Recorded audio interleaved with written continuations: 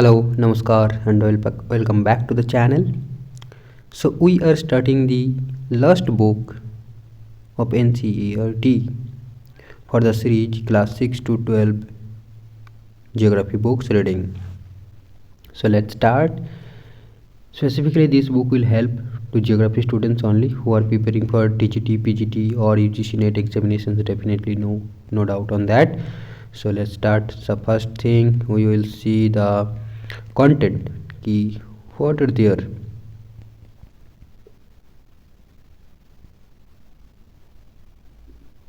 क्या लिखा है यहाँ पर? Together make it better world. अच्छा, okay. So these are the chapters you need to study. So only 4 chapters are there and only 61 pages you have to read. Okay, so let's try to finish it in one video. I'll try definitely, but I don't know how far I can go. Now see, the chapter 1 is about data, its source and compilation. Then chapter 2, that is about data processing, and then chapter 3, that is representation of data. And definitely here it is graphical representation of data only, and spatial information technology. I think here for GIS, remote sensing, you have to read. Okay, so let's start from chapter 1. Yes, here it is, data, its source and compilation. So you must have seen and used various forms of data. For example, at the end of almost every news bulletin on television, the temperatures recorded on that day in major cities are displayed. Similarly, the books on the geography of India show data relating to the growth and distribution of population and the production, distribution and trade of various crops, minerals and industrial products in tabular form. Have you ever thought what they mean? From where these data are obtained, how are they tabulated and processed to extract meaningful information from them? In this chapter, we will deliberate on these aspects of the data and try to answer these many questions. So one thing to note that the NCERT should change this font color, it's not good. Black and white is good, as was in our previous books. We read it very clearly. So here it is quite less visible, hazy, it looks like hazy. Now what is data? The data are defined as numbers that represent measurements from the real world. Datum is a single measurement. We often read the news like 20 centimeters of continuous rain in Burma or 35 centimeters of rain at a stretch in a Banswara in 24 hours, or information such as New Delhi Mumbai distance via Kota Bhadodara is 1385 kilometers and via Itarsy and man-made is 1542 kilometers. नाम तो कभी सुना ही नहीं, कहाँ बोल रहा है ये? By train. This numerical information is called data. So data is a numerical information or representation of a particular measurement. So datum is a singular term, right? A single measurement. When more than one measurement is called the data.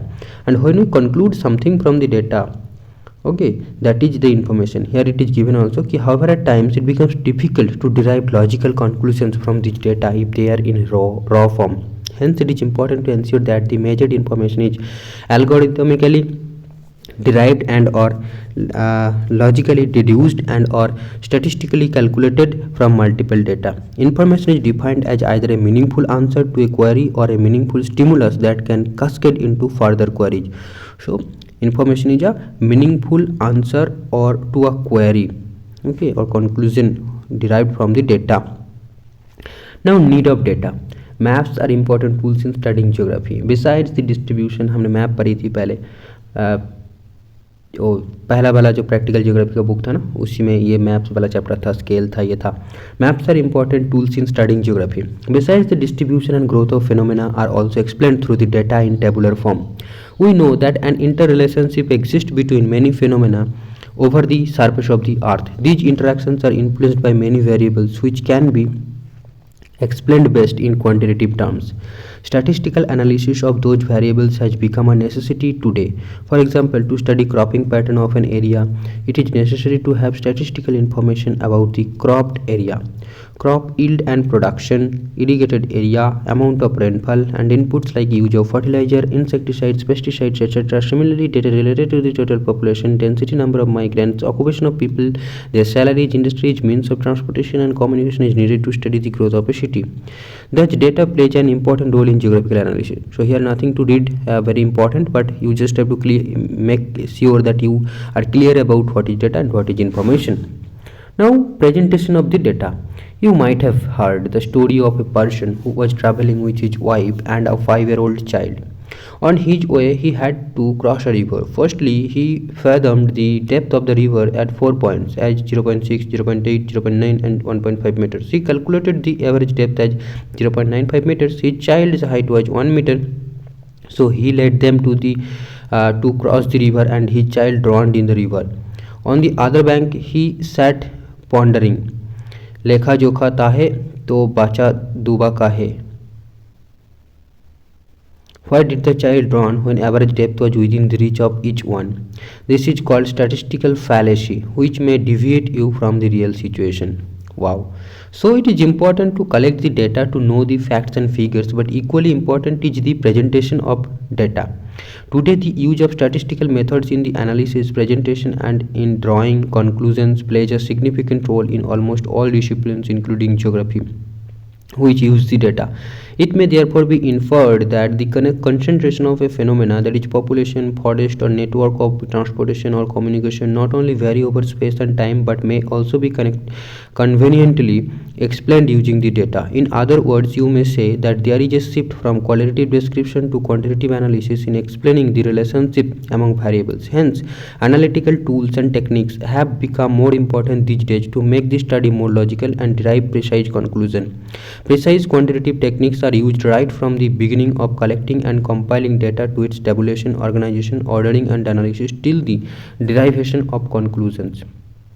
Now, sources of data. The data are collected through the following ways. There are primary sources and secondary sources. The data which are collected for the first time by an individual or the group of individuals, institutions, or organizations are called primary sources of the data. On the other hand, the data collected from any published or unpublished sources are called secondary sources. Sources of primary data, that is personal observations. It refers to the collection of information by an individual or group of individuals through direct observations in the field.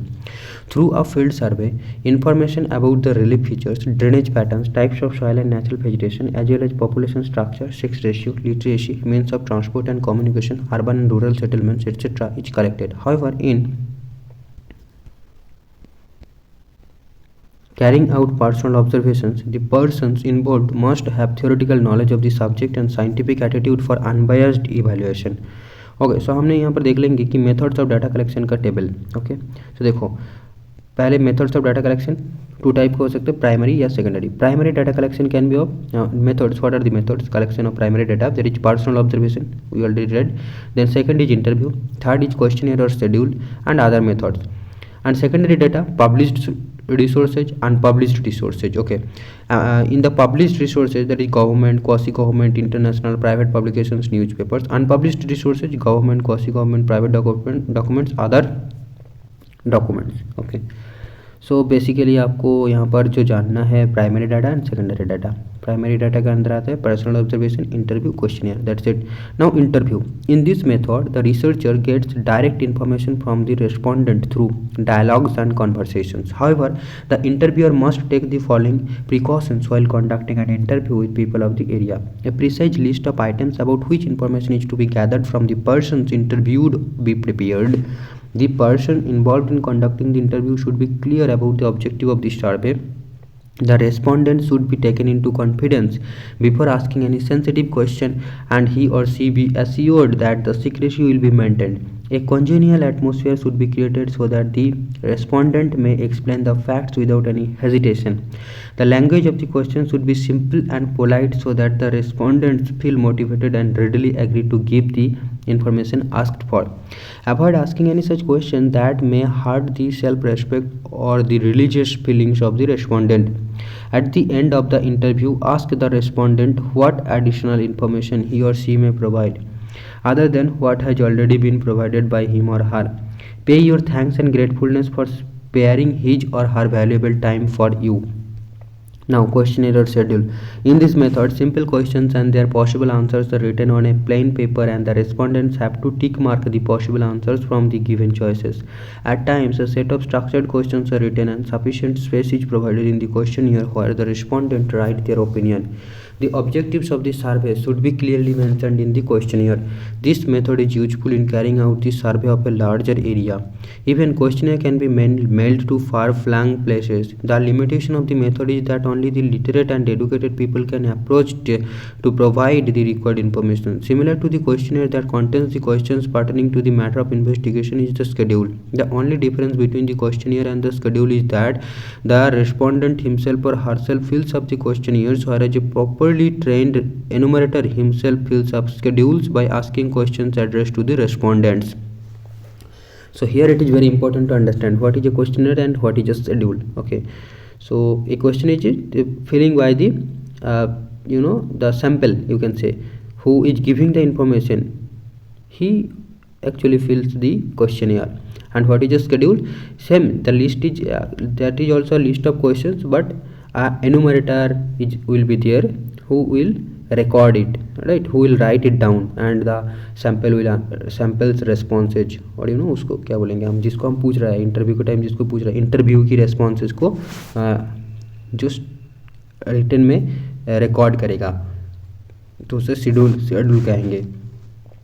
Okay, the main advantage of schedule over ask the questionnaire is that the information from both literate and illiterate respondents can be collected. Yeah, that is the main advantage. Other methods, the data about the properties of soil and water are collected directly in the field by measuring their characteristics using soil kit and water quality kit. Similarly, field scientists collect data about the health of the crops and vegetation using transducers. Okay. तो यहाँ पर देखो कुछ नाम है जैसे कि soil कीट, वाटर क्वालिटी कीट, तो आपको इजीली आप बता सकते हो. बट यहाँ पर जो दिया गया है कि about the health crops and vegetation, तो health of crops and vegetation हम किसके थ्रू मेजर करेंगे? ट्रांसड्यूसर्स के थ्रू मेजर करेंगे. ठीक है, ट्रांसड्यूसर्स. ओके, तो आई थिंक ये टर्म याद रख सकते हो. ट्रांसड्यूसर इंपॉर्टेंट तो लग नहीं रहा, पूछा नहीं जाएगा क्योंकि हम एग्रीकल्चर से हो नहीं. तो transducers. Okay, now secondary source of data. Secondary sources of data consist of published and unpublished records which include government publications, documents and reports. Published sources, government publications, the publications of the various ministries and the departments of the government of India, state governments and the district bulletins are one of the most important source of the secondary information. These include the census of India published by the office of the Registrar General of India, reports of the National Sample Survey, weather reports of Indian Meteorological Department and statistical abstracts published by state governments, and the periodical reports published by different commissions. Some of the government publications are shown in figure 1.3. कुछ भी दिखा दिया तुमने. Now, to semi or quasi government publications. The publications and reports of urban development authorities and municipal corporations of various cities and towns, Jila Parishad, district councils, etc. fall under this category, quasi governmental publication. Okay. Now, international publications. The international publications comprise yearbooks, reports and monographs published by different agencies of the United Nations such as the United Nations Educational, Scientific and Cultural Organization, UNESCO, UNDP, WHO, FAO. Some of the important publications of the United Nations that are periodically published are Demographic Yearbook, Statistical Yearbook and the Human Development Report. So याद रखना किसने publish करता है. देखो, demographic yearbook, statistical yearbook and human development report all are published by UNDP. sorry, United Nations, United Nations. Okay, private publications. The yearbooks, surveys, research reports and monographs published by newspaper and private organization fall under this category, that is private publications. Newspaper and magazines, the daily newspaper and the weekly, fortnightly and monthly magazines serve as easily accessible source of secondary data. Electronic media, the electronic media, specifically the internet, has emerged as a major source of secondary data in recent times. Unpublished sources such as government documents, the unpublished reports, monographs and documents are yet another source of secondary data. These documents are prepared and maintained as unpublished record at different levels of governance. For example, the village level revenue records maintained by the patwari of respective villages serve as an important source of village level information. तो ये term याद रखना, पटवारी क्या करते हैं, पटवारी ना maintains the land village revenue records maintained by the patwari of respected villages. ठीक है, लैंड का भी रिकॉर्ड जो है मेंटेन करते हैं पटवारी विलेज का. Now quasi government records, the periodical reports and the, ये अनपब्लिश सोर्स की बात किया जा रहा है, मतलब पब्लिश नहीं होते कहीं पर. ठीक है, quasi government records, the periodical reports on the development plans prepared and maintained by different municipal corporation, district council and civil services departments are included in quasi governmental record. तो आई थिंक इस report को हमें access करना है तो उस department में जाकर उससे परमिशन लेकर मतलब एक्सेस करना पड़ेगा, कुछ ऐसे आपको पब्लिकली कहीं नहीं मिलेगा. Now private documents, these include unpublished reports and records of companies, trade unions, different political and apolitical organisations and residents welfare associations. Now tabulation and classification of data. The data collected from primary or secondary sources initially appear as a big jumble of information with the least of comprehension. This is known as raw data. To draw meaningful inferences and to make them usable, the raw data requires tabulation and classification. One of the simplest devices to summarize and present the data is the statistical table. It is a systematic arrangement of data in columns and rows. The purpose of a table is to simplify the presentation and to facilitate comparisons. This table enables the reader to locate the desired information quickly.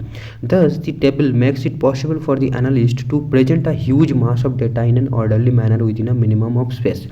Data compilation and presentation. Data are collected, tabulated and presented in a tabular form either in absolute terms, percentage or indices. Absolute data. When data are presented in their original form as integers, they are called absolute data or raw data. For example, the total population of a country or a state, the total production of a crop or a manufacturing industry, etc. shows the absolute data of population of India and the sum of the selected states.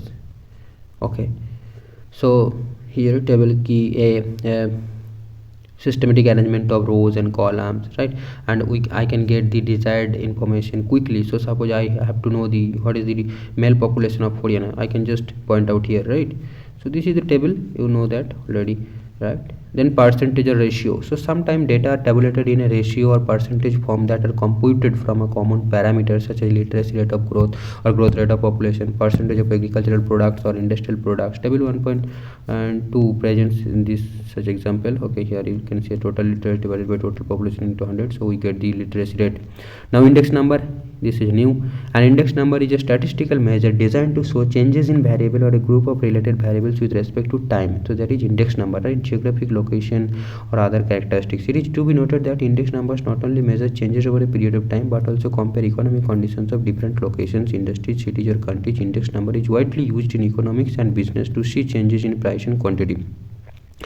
There are various methods for the calculation of index number. However, the simple aggregate method is most commonly used. It is obtained using the following formula: Q1 divided by Q0, summation Q1 divided by Q0 into 100. So summation Q1 is equal to total of the current year production, Q0 is total of the base year production. Okay, very easy. Base year current year इसका जो total होगा into 100 करेंगे तो हम index number हमको मिलेगा. जैसे कि देखो यहाँ पर इसका जो एग्जाम्पल टेबल देखना पड़ेगा. जनरली बेस ईयर वैल्यू जो टेकन है 100 and index number is calculated there upon. For example table 1.3 shows the production of iron ore in India and the changes in index number from 1970 to 71 to 2001, taking 1970-71 as the base year. So production in million tons, that is 32.5. so index number will be 100 क्योंकि this is the base year. Now 1980 to 1981 42.2, so current age 42.2 divided by 32.5, that is the base year into 100, so index number is 130. So you can say index number is increasing. Okay, so what is the meaning of that? Index number, so more index number is growth, right. What is represent, okay. तो I think इसको हमको representation section में जाकर पढ़ने को मिलेगा। तो ये हो गया इंडेक्स नंबर। फॉर्मूला एक बार याद रख लो, समेशन Q1 यानी करंट तक का जो भी है, करंट का प्रोडक्शन है, पॉपुलेशन है, जो भी है, Q1 divided by summation Q0 यानी हम जिसको बेस मानेंगे इनटू 100, तो that is the index number. Now processing of data. The processing of raw data requires the tabulation and classification in selected classes. For example, the data given in table 1.4 can be used to understand how they are processed. We can see that the given data are ungrouped. Hence, the first step is to group data in order to reduce its volume and make it easy to understand. So this is the data score of 60 students in geography paper. So first I have to arrange. So grouping of data, how to group this data. The grouping of data of the raw data requires determining of the number of classes in which the raw data are to be grouped and what will be the class intervals. The selection of the class interval and the number of class however depends upon the range of raw data. The raw data given in table 1.4 ranges from 2 to 96. We can therefore conveniently choose to group the data into 10 classes with one interval of 10 units in each group.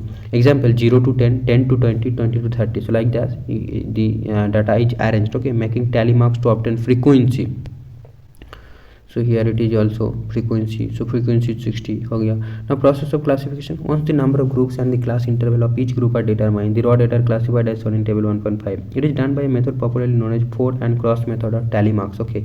So tally marks का जो और एक नाम है वो है forward and cross method, यानी हमारा tally जब forward हो जाता है तो अब उसे हम cross कर देते हैं. अच्छी नाम है ना, ये मतलब मेरे को नहीं पता था, forward and cross method. तो देखो आपको बहुत सारी चीज़ें जानने के लिए मिलेगा क्योंकि ये रिलायबल सोर्स है और इसीलिए मैं बोलता हूँ कि यार पढ़ते रहो.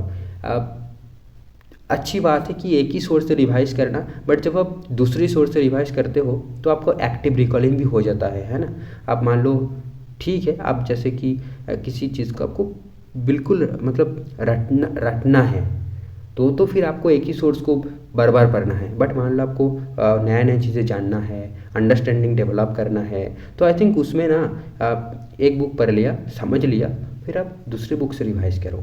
अगर वो रिलायबल हो तो उल्टा पुल्टा बुक पढ़ने से कोई काम नहीं बनेगा, फिर तो आपका दिमाग खराब होगा. तो process of classification, right. So forward and cross method, that is tally marks. Now, first of all, one tally mark is assigned to each individual in the group in which it is falling. For example, the first numerical in the raw data is 47. Since it falls in the group of 40 to 50, one tally mark is recorded in the column. ये तो आपको पता है ना. Frequency distribution. In table 1.5, we have classified the raw data of a quantitative variable and have grouped them class-wise. The number of individuals placed in the fourth column of a table is known as frequency, and the column represents the frequency distribution. It illustrates how the different values of a variable are distributed in different classes. Frequencies are classified as simple and cumulative frequencies. Simple frequencies, so it is expressed by f and represent. देखो ये सारी चीज़ें मैंने जब पढ़ा था statistical geography part जो हमारा था ना, वो ग्रेजुएशन में किसी पेपर में था, मतलब किसी सेमेस्टर में था, तो ये सारे जो बेसिक चीज़ें हैं ना, ये आपको कहीं नहीं लिखा रहता है. वो जो हमने NG दास की शायद बुक पढ़े थे और भी कुछ बुक पढ़े थे मैंने, तो वहाँ पर ये सारे बेसिक्स नहीं दिए थे. तो एक बार आप NCERT पढ़ के उस पर पढ़ोगे तो वो आपका कॉन्सेप्ट ज़्यादा अच्छा से याद रहेगा, आपको डिफ़िकल्टी नहीं आएगा कोई. देखो सिंपल फ्रीक्वेंसी को भी डिफाइन किया गया, कहीं नहीं मिलेगा उस बुक में, क्योंकि वो हाई लेवल का बुक है. वो एज्यूम करते कि ये सारी चीज़ें आप पढ़ के आए हो, बट हमने तो बिना पढ़ के चले जाते. हमारा टीचर भी वही बुक रिकमेंड कर देते हैं, है ना, बाय द वे, और हम उसी को पढ़ते हैं, फिर हमारा जो है रट्टा मारना पड़ता है. तो simple frequencies, it is expressed by f, small f definitely here, and represents the number of individuals falling in each group. The sum of all the frequencies assigned to all classes represent the total number of individual observations in the given series. In statistics, it is expressed by the symbol capital N, that is equal to summation f. It is expressed as summation f equal to n equal to 60, जैसा हमारा इसमें मिला है. अब देखो cumulative frequency की बात करें तो it is expressed by CF and can be obtained by adding successive simple frequencies in each group with the previous sum as shown in the column 3. और तो ये देख लो, ये 4 से स्टार्ट हो तो हमने ऐड कर दिया ना, सीक्वेंस सब्सिक्वेंट को ऐड कर दिया, सब्सिक्वेंट फ्रीक्वेंसी को ऐड कर करके हमने बनाया. तो 4 + 5 9, 9 + 5 14, 14 + 7 21, देन 21 + 6 27, ऐसे करके हमारा क्यूमुलेटिव फ्रीक्वेंसी बनता है. यानी cumulative frequency is equal to the, पहले तो हमने पहले एफ लिया तो वही क्यूमुलेटिव फ्रीक्वेंसी बन गया, तो CF + F, CF + F, ऐसे करके हमारा क्यूमुलेटिव फ्रीक्वेंसी बनेगा. तो next frequency of 5 is added to 4 ऐसे करके यहाँ पर एक्सप्लेन किया है जो मैंने बताया। Advantage of cumulative frequency is that one can easily make out that there are 27 individuals scoring less than 50 और that 45 out of 60 individuals lie below the score of 70।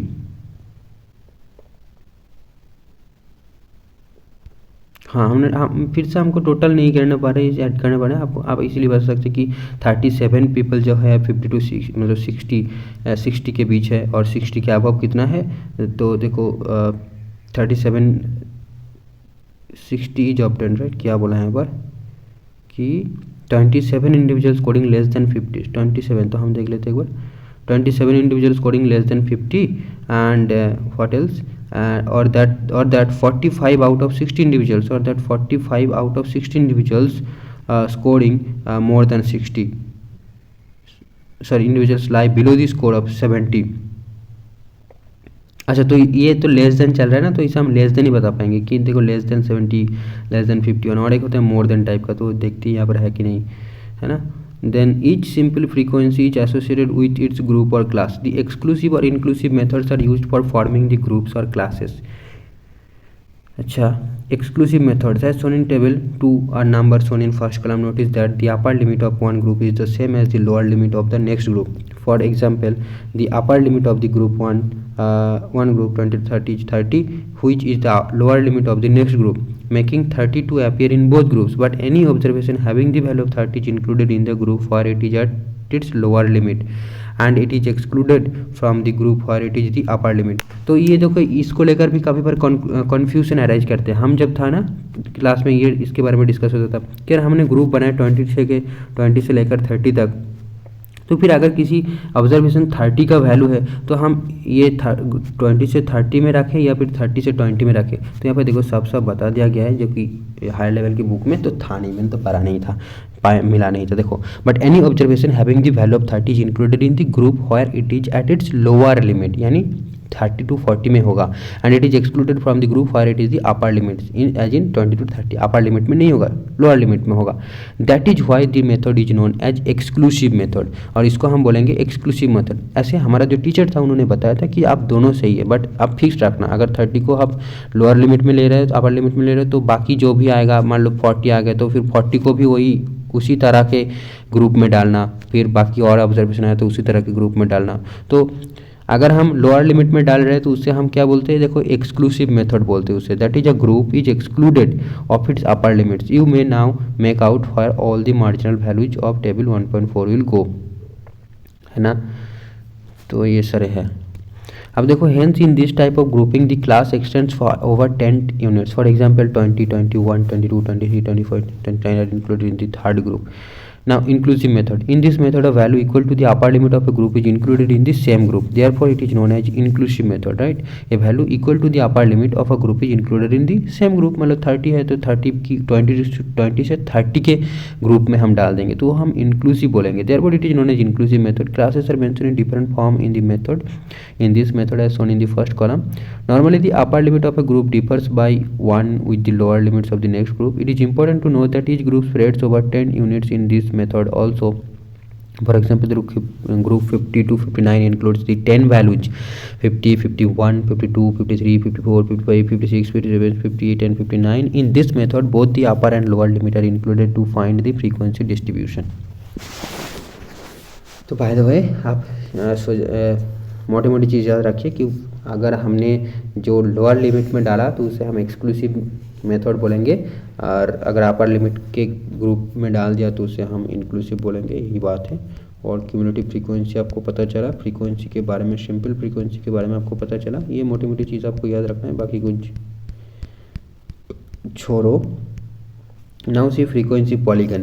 A graph of frequency distribution is known as the frequency polygon. It helps in comparing two or more than two frequency distributions. The two frequencies are shown using a bar diagram and a line graph respectively. तो हमारा जो ये simple frequency है जो बार है, और जो line के थ्रू दिखाया क्यूमुलेटिव फ्रीक्वेंसी है, और क्यूमुलेटिव फ्रीक्वेंसी को जब हम ड्रॉ करते हैं तो उसे हम ओजाइव बोलते हैं, तो वही दिखाएगा। तो ogive when the frequencies are added they are called cumulative frequencies and are listed in a table called cumulative frequency table. The curve obtained by plotting cumulative frequencies is called an ogive. हाँ, तो ogive draw करने लगे हम simple frequency का use नहीं करते, हम क्या क्यूमुलेटिव फ्रीक्वेंसी को यूज़ करके जब ड्रॉ करते हैं उस डाटा को रिप्रेजेंट करते हैं तो उसे हम ओजाइव बोलते हैं। तो ओ गिव नहीं है, देखो लिखा हुआ है, ये आपको हायर लेवल के बुक में कहीं नहीं मिलने वाला। प्रोनाउंस्ड एज ओजाइव, ठीक है, not o give. It is constructed either by the less than method और द मोर देन मेथड। तो यहाँ पर देखो मेंशन किया गया जो कि मोर देन लेस देन की बात कर रहे थे हम। In the less than method, we start with the upper limit of the classes and go on adding the frequencies. When these frequencies are plotted, we get a rising curve as shown in table 1.8 and 1.6. In the more than method, we start with the lower limits of the classes and from the cumulative frequency, we subtract frequency of each class. When these frequencies are plotted, we get a declining curve as shown in।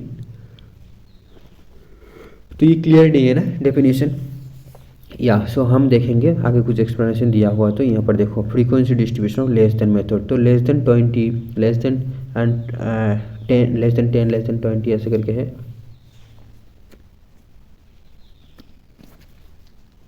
तो हमको उस previous से match करना है। देखो तो वहाँ पर था ना 4, उसके बाद 5 था, तो हमने सब्सिक्वेंटली ऐड करते करते जा रहे थे, तो उसी को हम लेस देन मेथड बोल रहे हैं। और यहाँ पर देखो मोर देन मेथड क्या है, देखो तो मोर देन 0 कितना है, मोर देन 0 हो गया आपका 60, उल्टा होगा, जस्ट उल्टा।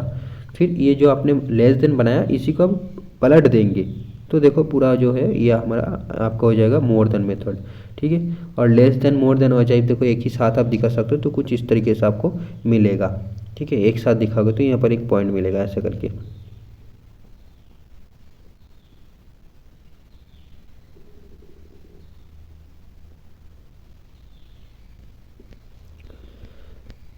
ठीक,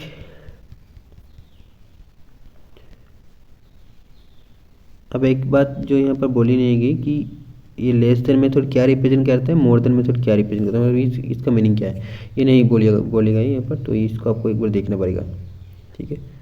मतलब देखो मोर देन जो है ये वाला है मोर देन, है ना, सॉरी ये वाला है आपका लेस देन, इंक्रीज हो रहा है, ये लेस देन हो रहा है ये, तो ये आपका लेस देन हो जाएगी।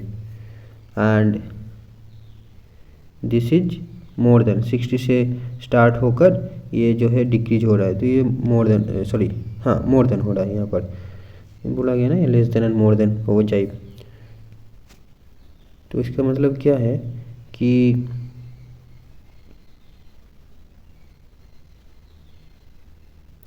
जीरो टू 10 के बीच के हमारा 4 ही ऑब्जर्वेशन है, देन 10 से लेकर 20 तक हमारा 9 ही है, ठीक है, ऐसे करके। तो ये धीरे धीरे इंक्रीज हो रहा है, धीरे धीरे इंक्रीज हो रहा है। मतलब हमने क्या पढ़ा था पहले कि 20 से 30 इसका इस बीच का मतलब इस हम इजीली बोल सकते हैं कि 21 ऑब्जर्वेशन इज लेस देन 40, ठीक, 21 ऑब्जर्वेशन इज लेस देन 40। यहाँ पर देखो गलत कर दिया ये इन्होंने, अरे 30 to 40 दो बार कर दिया, क्यों यार 20 to 30 30 to 40 फिर दो बार क्यों हो गया यहाँ पर। अच्छा ये 40 to 50 होगा, सिंपल सेकेंड वाला जो 40 to 50 होगा, तो वही।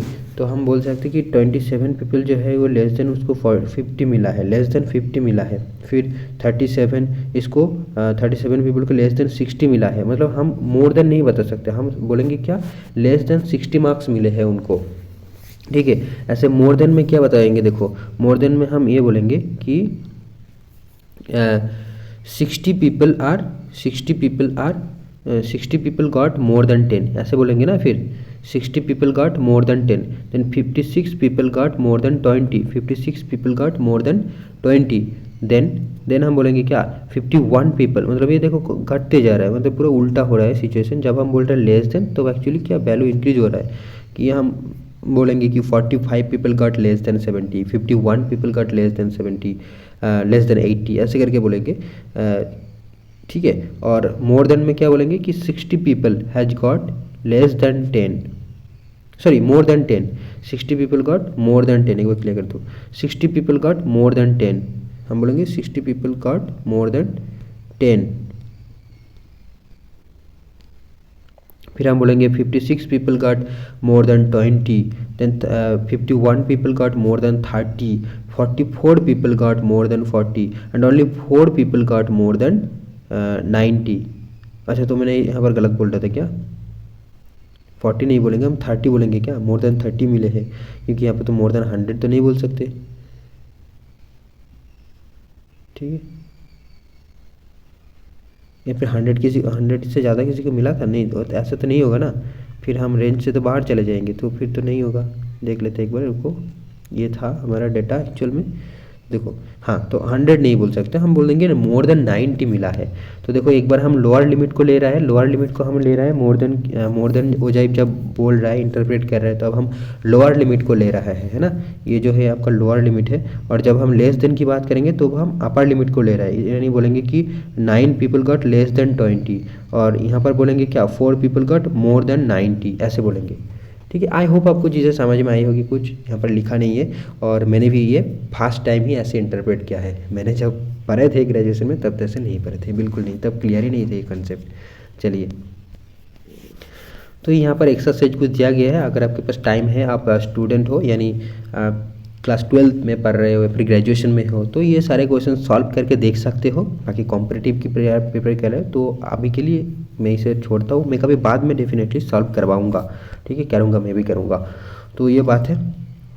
और तो हमने सेकेंड चैप्टर पे आ गए, ठीक है, ओके। तो हम एक्सरसाइज को अलग वीडियो में अलग से सॉल्व करेंगे, डेफिनेटली करेंगे, ठीक है, ओके। सेकेंड चैप्टर हम कंटिन्यू करेंगे, बट उसके पहले मैं बस 2 मिनट के लिए पॉज कर रहा हूँ, कुछ मिनट के लिए। So let's start the data processing. You have learned in previous chapter that organization and presenting data makes them comprehensible. It facilitates data processing. A number of statistical techniques are used to analyze the data. Example: measures of central tendency, measures of dispersion, measures of relationship. While measures of central tendency provide the value that is an ideal representative of a set of observations, the measures of dispersion takes into account। तो यहाँ पर देखो बताया गया, अच्छे से याद रखना इसके कि central tendency provide the value that is an ideal representative of A set of observation. The measure of dispersion take into account the interval variations of the data, often around a measure or central tendency. The measures or relationship, on the other hand, provide the degree of association between any two or more related phenomena, like rainfall and incidence of flood or fertilizer consumption and yield of crops. In this chapter you will learn the measures of central tendency. Okay, तो हम measures of central tendency के बारे में जानेंगे। The measurable characteristics such as rainfall, elevation, density of population, levels of educational attainment or age groups vary. If we want to understand them, how would we do?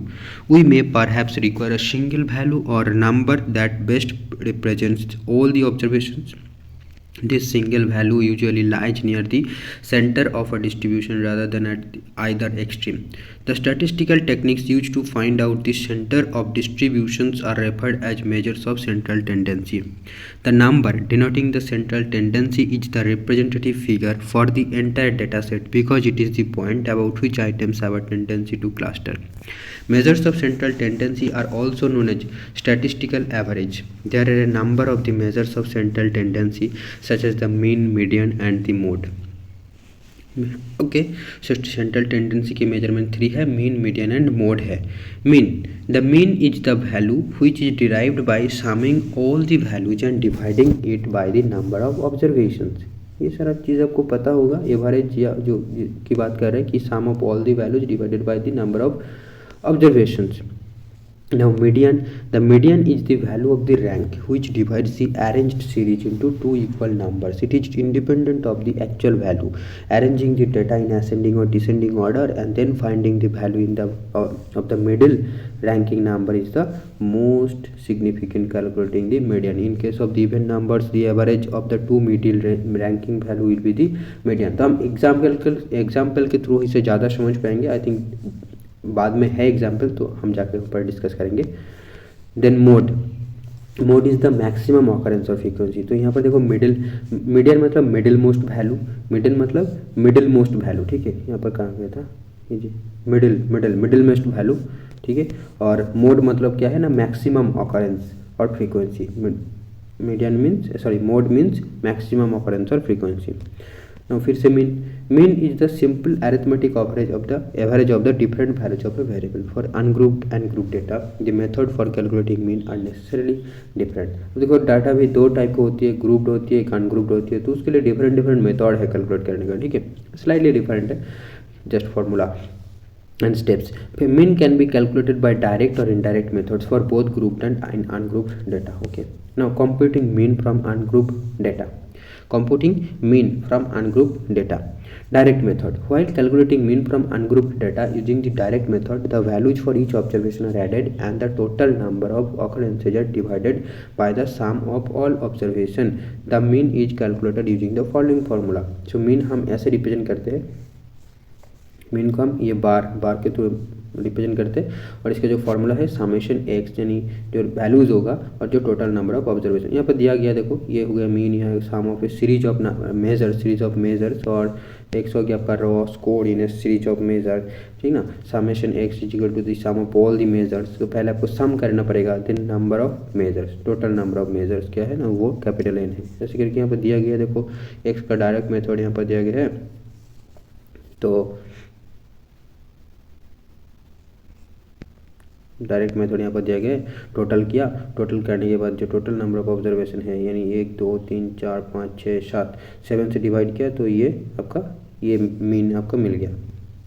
अब indirect method काफ़ी interesting है। देखो हर 800 is assumed mean. तो indirect method कैसे mean किया जाता है ना, एज्यूम कर लिया जाता है कि मीन क्या होगा, ठीक है। Then D is the deviation from the assume mean, मतलब फिर डी डिडक्ट किया जाता है उसके एक्चुअल वैल्यू से। मान लो यहाँ पर जैसे कि यहाँ पर एक्चुअल वैल्यू 833, तो 833 से 800 को डिवाइड कर दिया गया, ठीक है। क्योंकि हम कम नहीं लेंगे ना, देखो 800 किसी में नहीं है, सब 800 से ज़्यादा है, तो हम डेफिनेटली इससे माइनस करेंगे। 800 जो मीन होगा वो हम माइनस करेंगे, तो रिमेनिंग कितना हुआ 33 हो गया। फिर इसको हम ऐड करेंगे, तो ऐड करने के बाद जो फिर से वही जो हुआ ये, इसको हम डिवाइड करेंगे, तो भी सेम जो मीन आएगा उसे हम क्या बोलेंगे, इनडायरेक्ट मेथड के थ्रू मीन बोलेंगे। बट वैल्यू तो डिफरेंट आया ना,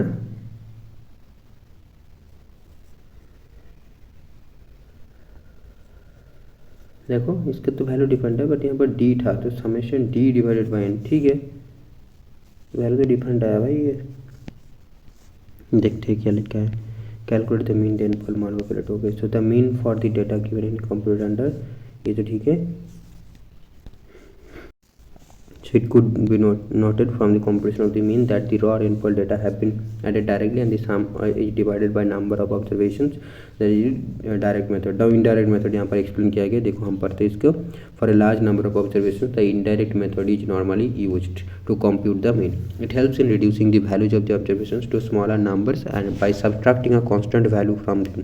so assumed means जो constant value है ना, 800 हमने assume कर लिया तो constant है। for example as shown in the table 2.1, the rainfall values lie between 800 and 1100 meter। we can reduce to these values by selecting assumed mean and subtracting the chosen number from each value। in the present case we have taken 800 as assumed mean। such an operation is known as coding। तो ये operation को हम coding बोलते हैं, वाह coding। the mean is then worked out from these reduced numbers। so the following formula is used। so a plus, अच्छा ये देखो मीन कैलकुलेट करने के लिए हमको a तो 800 के साथ ऐड करना पड़ेगा, जो भी डिविएशन आएगा उसको 800, तब हमको एक्चुअल वैल्यू मिलेगा, है ना। वही पर वो ऐड नहीं किया गया था वहाँ पर, तो इसलिए 126 पॉइंट समथिंग था, तो उसको आप 800 से ऐड करोगे तो फिर दोनों का वैल्यू सेम हो जाएगा। यहाँ पर दिखा गया देखो 926.29 मिलीमीटर, ठीक है। Note that the mean value comes the same when computed either of the two methods. ये देखो एज्यूम मीन थोड़ा आसान है, एज्यूम मीन कि आप जस्ट एज्यूम कर लिया बस, उसके बाद रिड्यूस कर लिया, तो जो वैल्यूज़ है वो आपका क्या हो गया, रिड्यूस हो गया ना। फिर then computing mean from group data. Now हमने अनग्रुप्ड की देखा, अब ग्रुप्ड की देखो। So the mean is also computed for the group data using either direct or indirect method. यहाँ पर भी दो मेथड है, डायरेक्ट मेथड, इनडायरेक्ट मेथड। तो डायरेक्ट मेथड की बात करते हैं पहले, when scores are grouped into frequency distribution the individual values lose their identity. These values are represented by the midpoints of the class intervals in which they are located. So while computing the mean from group data using direct method, the midpoint of each class interval is multiplied with its corresponding frequency. All values of fx and the x are midpoints. The x are midpoints, so are added to obtain summation fx that is finally divided by the number of observations. तो example के through देखोगे तो आपको ज़्यादा समझ आएगा. तो देखते हैं. देखो x का फॉर्मूला है समेशन fx बाई n. तो इस fx को हम कैसे मिलेगा, तो ये देखो हमने पहले क्लास किया, तो क्लास के बाद देखो फ्रीक्वेंसी है. ठीक, इस बार दिया हुआ है फ्रीक्वेंसी, या फिर नहीं भी दिया है तो हमने क्लास किया, फिर अरेंज कर लिया जैसे हमने देखा था वहाँ पर. तो फिर हमने यहाँ पर देखो मीन कैलकुलेट करेंगे. कैसे करेंगे, पहले तो क्लास बना ली, फिर आपको फ्रीक्वेंसी जो है फ्रीक्वेंसी कर ली. अब देखो मिड पॉइंट्स. ठीक, मिड पॉइंट्स, तो मिड पॉइंट्स हम निकालेंगे. मिड पॉइंट मतलब ये क्लास का जो मिड पॉइंट होगा ना, क्लास का, क्योंकि यहाँ पर इंडिविजुअल वैल्यू और फिर कुछ मतलब नहीं है, तो इसको हम मिड पॉइंट निकालना पड़ेगा. कैसे, 50 + 70 डिवाइडेड बाई 2. तो कितना होगा, 70 30 100 120 divided by 2 equal to 60. Mid point हो गया आपका 60. फिर देखो फ्रीक्वेंसी इंटू मिड पॉइंट करेंगे हम, तो जो मिलेगा वही होगा fx. अब इसको जो होगा fx करेंगे तो अच्छा ये अलग दिखा रहा है, एज्यूम वाला मेथड दिखा रहा है ये. ठीक है, तो fx हो गया. fx का हम समेशन करेंगे. समेशन करने के बाद जो n से हम डिवाइड कर देंगे. n मतलब क्या है, n मतलब यहाँ पर कितना है, n मतलब टोटल फ्रीक्वेंसी होगा ना, n मतलब. तो देखते चलिए, ये देखो, तो summation n is equal to 99 total f हो गया. तो फिर हम उसको डिवाइड करेंगे तो हमारा क्या मिल जाएगा, मीन मिल जाएगा. अब इनडायरेक्ट में तो देखो वही वाला एज्यूम मीन हमने ले लिया, फिर हमने जो बच जाएगा, तो मान लो यहाँ पर 100 मान लिया हमने एज्यूम्ड मीन. ठीक है, तो जो माइनस किया तो यहाँ पर -40 आ गया. अच्छा, तो लो भी हो सकते, मैंने जो बता रहा था पहले सेक्शन में कि नहीं हो सकता, बट ऐसे नहीं, कुछ भी हो सकता है एज्यूम मीन. तो अगर वैल्यू माइनस में आ रहा है तो माइनस में भी ले सकते हैं, ऐसे है. तो -40 -20 देन 20 एंड 40, तो क्या हो गया, 0 हो गया ये. बट 0 नहीं करेंगे ना यहाँ पर, तो नहीं, सॉरी चलिए, यहाँ पर पहले आप FD करना पड़ेगा. FD मतलब इस फ्रीक्वेंसी के साथ इसको ऐड करना पड़ेगा.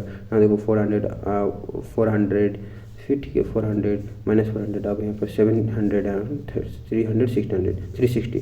तो अब प्लस माइनस कर दिया 800 एंड यार यहाँ पर क्या, हाँ 1060. तो माइनस करके आ गया हमारा 260.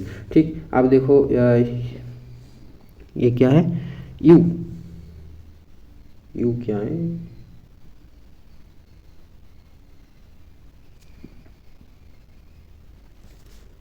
रुको भाई, यू क्या है यहाँ पर,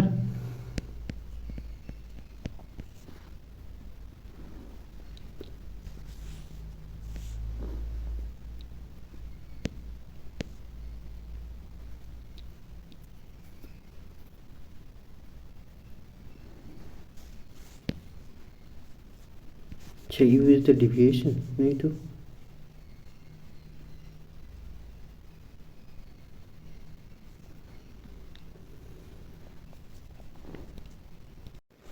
अच्छा. तो हम इस स्टेप्स को एक बार पढ़ लेंगे, यहाँ पर दिक्कत हो रहा है मेरे को.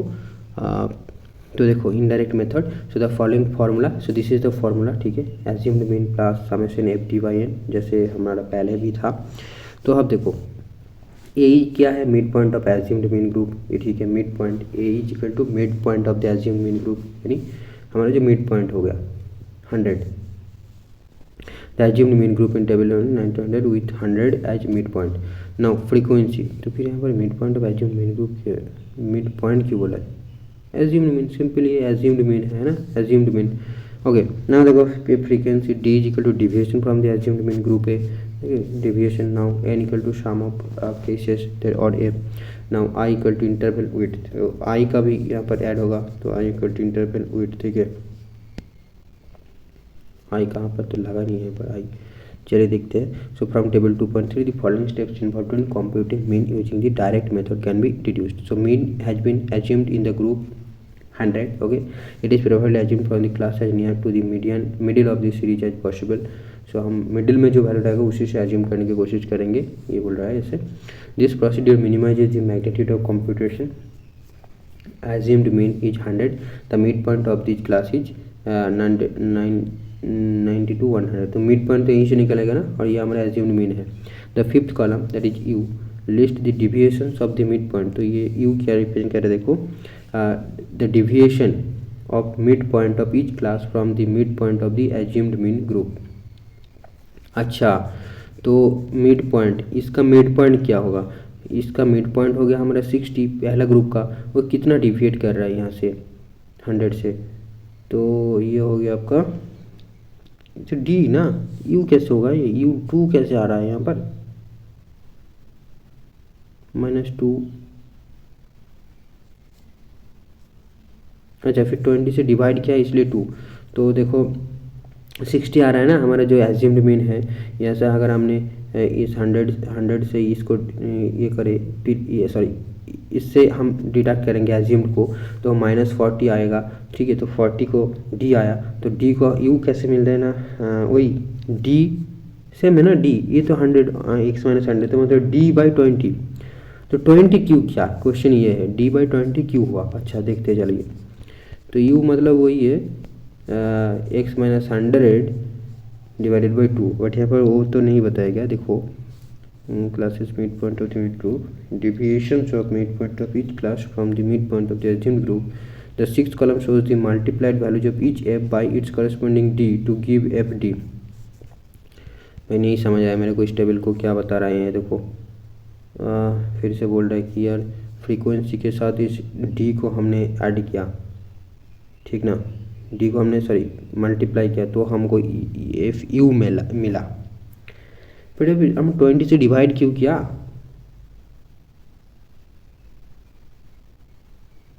अजीब बात है यार, ये तो लिखा नहीं है यहाँ पर क्या है। चलो यार इसको छोड़ते, दिमाग खराब हो रहा है मेरा, लेबिट।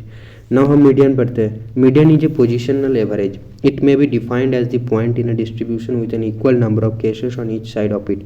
The median is expressed using symbol m। ठीक है, तो ये मीडियन क्या है, पोजिशनल एवरेज है। मैंने बोला था क्या, मिडिल मोस्ट वैल्यू, तो ये पोजिशनल एवरेज है। Computing median for ungroup data, तो मीडियन कैसे निकलते हैं, तो ये देखो इसका ये है मीडियन है अनग्रुप डेटा के लिए है, ये n+1 डिवाइडेड बाई 2, ये इसमें जो आएगा n+1 यानी टोटल फ्रीक्वेंसी, ठीक ना, +1 करेंगे डिवाइड करेंगे, तो जो ये पढ़ेंगे फर्स्ट ऑब्जर्वेशन सेकंड ऑब्जर्वेशन ऐसे करके जो पड़ेगा सीरियली उसको हम मीडियन वैल्यू मान लेंगे, तो ये है मीडियन वैल्यू। देखो एग्जांपल दिखाया गया है, जो फोर्थ आइटम जो होगा यानी 1 2 3 4, ये 8772 मीटर, ये आपका मीडियन वैल्यू हो गया। ठीक है, चलो अब बाकी नहीं पढ़ रहे, अभी बेकार की लग रही है। Computing median for group data, इसको भी आप स्किप करते हैं ना, हम काफ़ी बाद में पढ़ेंगे इसको। चलो हटाओ इसको, एक बार देख लेते हैं। ये मोड है, मोड हमने बता दी कि मिडिल मोस्ट वैल्यू है, देखो 3 मिडिल मोस्ट वैल्यू है, तो इसको हम बोलेंगे क्या, मोड का वो पढ़ लेता है, मोड इंपॉर्टेंट है। The value that occurs most frequently in a distribution is referred to as mode, it is symbolised as Z or m0। तो हमने मीडियन को m से डिनोट किया था, मीडियन को हमने m से डिनोट किया था, और मोड को हम m0 से डिनोट करेंगे या फिर z से डिनोट करेंगे, याद रखना। ये mode is a measure that is less widely used compared to mean and median. There can be more than one type mode in a given dataset. Computing mode for ungrouped data. While computing mode from the given datasets, all measures are first arranged in ascending or descending order. It helps in identifying the most frequently occurring measures easily. Now, यहाँ पर mode दिया गया computation. To find the mode the measures are arranged in ascending order, को हमें ascending order में हमको पहले arrange करना होगा। The measuring 61 occurring 3 times in the series is the mode in the given data set. As no other number is in the similar way in the data set, it possesses the property of being unimodal. ठीक है, as no other number is in the similar way in the data set, it possesses the property of being unimodal. Calculate the mode using a different sample of 10 other students. So here arrange it and then you can see 82 मतलब maximum occurrence किसका हो रहा है, 82 का हो रहा है, तो इसलिए this is 82 is the mode value. So it can easily be observe that measures of 11 and 82 both are occurring, but 11 भी तो है जो 3 टाइम्स इन द डिस्ट्रीब्यूशन. देखो 11 भी हो रहा है मल्टीपल टाइम्स और 82 भी हो रहा है, तो इसको हम बोलेंगे क्या, बाई मॉडल बोलेंगे. और यहाँ पर देखो एक ही वैल्यू था, 61 था, 61 ही रिपीट हो रहा था, है ना, मैक्सिमम टाइम रिपीट हुआ है, तो उसको हम बोलेंगे bi modal type, sorry unimodal type. और ये 2 बार हुआ तो बाई मॉडल बोलेंगे. If three values of equal and highest frequency, तो उसे हम बोलेंगे क्या, ट्राई मॉडल बोलेंगे. सिमिलरली वो उससे भी ज़्यादा है तो उसको हम मल्टी मॉडल बोलेंगे. तो unimodal, bi modal, multi modal, sorry tri modal, multi modal. However when there is no measure being repeated in a series it is designed as without mode. ठीक है. एंड अगर कोई भी वैल्यू जो है, एक भी वैल्यू रिपीट नहीं हो रहा है, तो हम उसे बोलेंगे उसका कोई मोड नहीं है. ये भी तो जानना था. ठीक है, तो उसको हम बोलेंगे क्या, designed as without mode.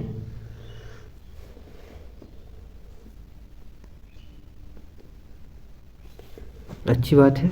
Now comparison of mean, median, mode. The three measures of the central tendency could easily be compared with the help of normal distribution curve. The normal curve refers to frequency distribution in which the graph of scores often called a bell-shaped curve. Many human traits such as intelligence, personality score and student achievements have normal distributions. The bell-shaped curve, इसे bell-shaped curve भी बोलते हैं. Looks the way it does as it is symmetrical.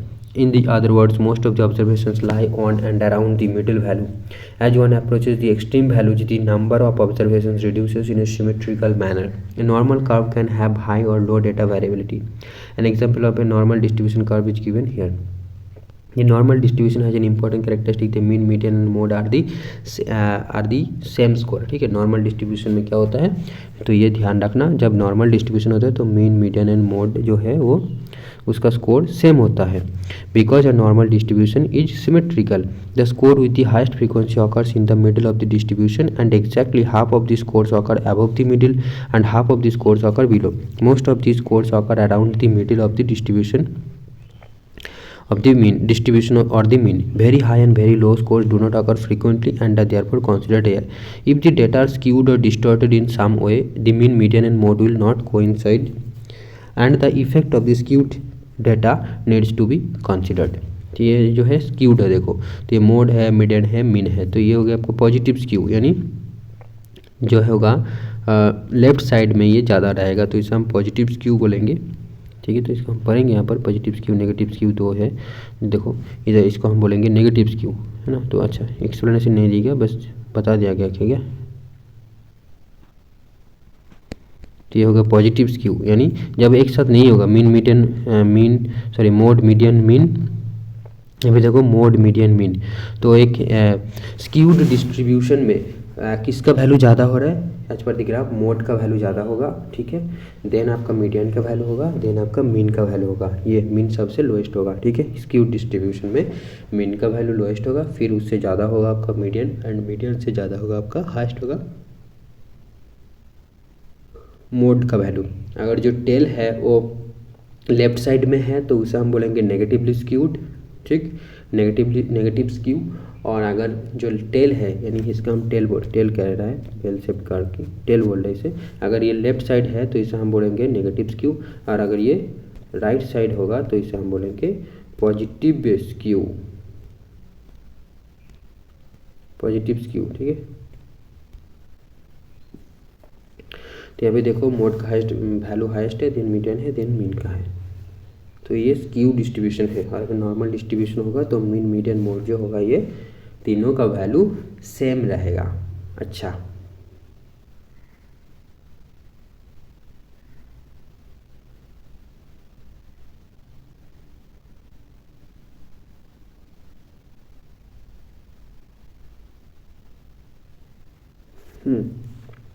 तो याद रखना positive skew का graph कैसा होगा, ऐसा होगा, ऐसा. ये होगा पॉजिटिव स्क्यू.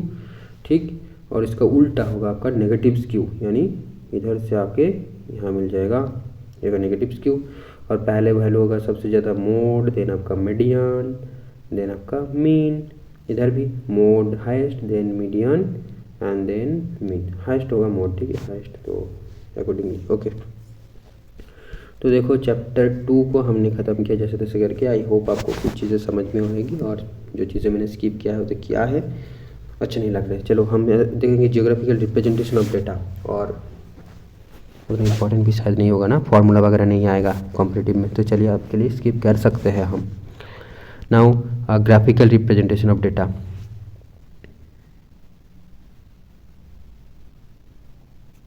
तो पहला पैराग्राफ स्किप करते हैं। देखो representation of data, the data described the properties of the phenomena they represent. The data describe the properties of the phenomena they represent, है ना। डेटा क्या है? Data describe the properties of the phenomena they represent.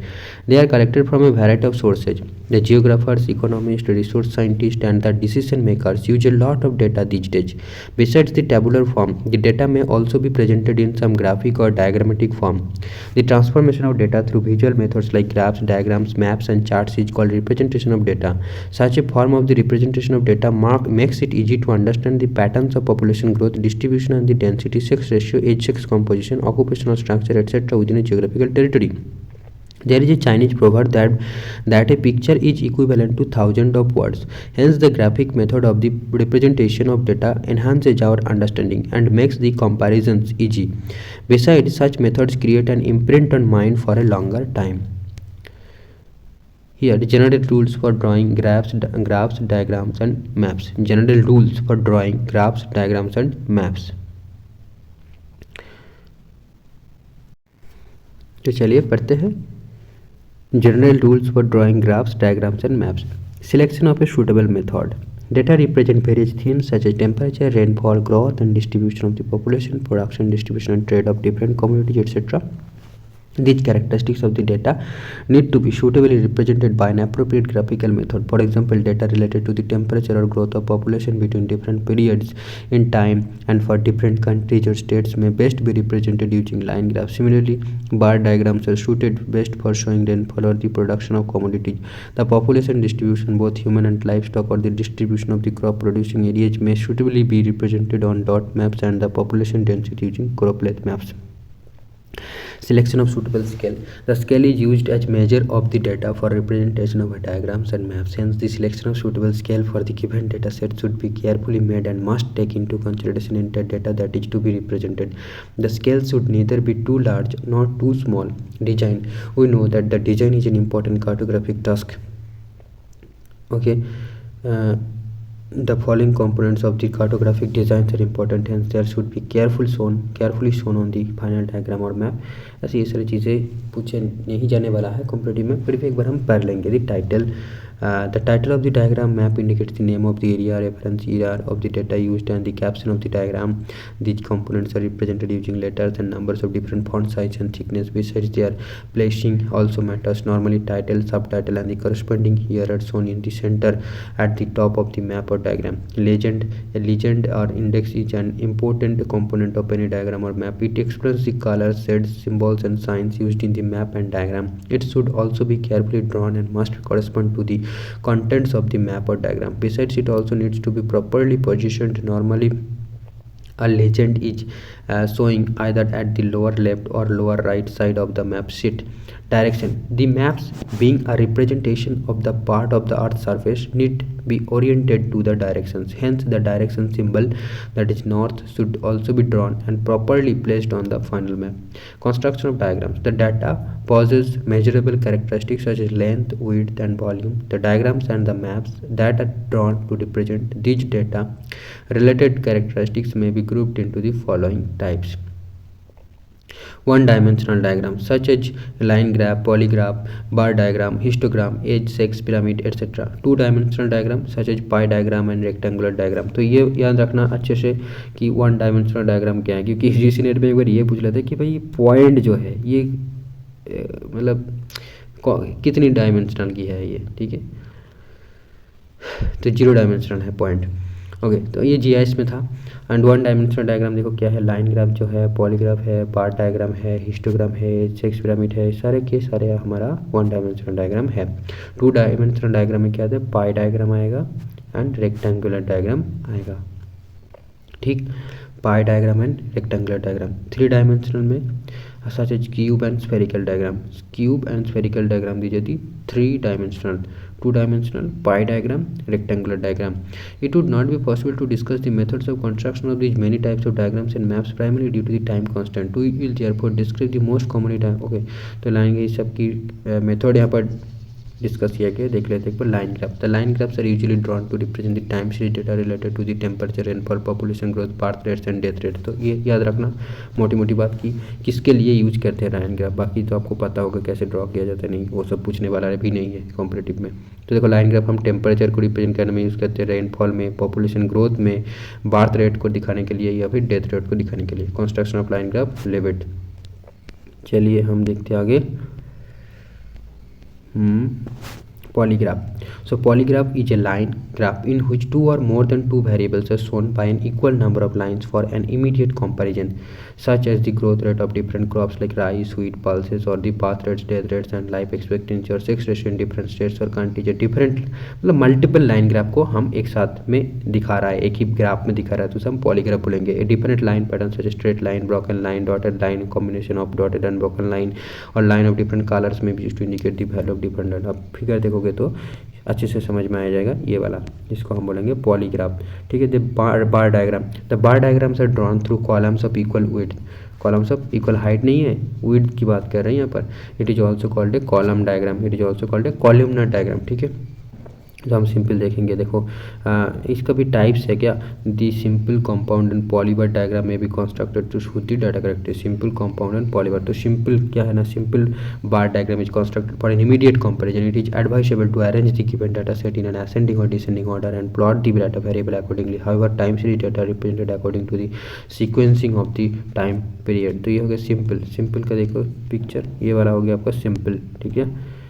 Now line and graph, line and bar graph. तो line रहेगा, bar graph भी रहेगा. Line and bar graphs are drawn separately may also be combined to depict the related data related to some of the closely associated characteristics such as climate data of mean monthly temperatures and rainfall.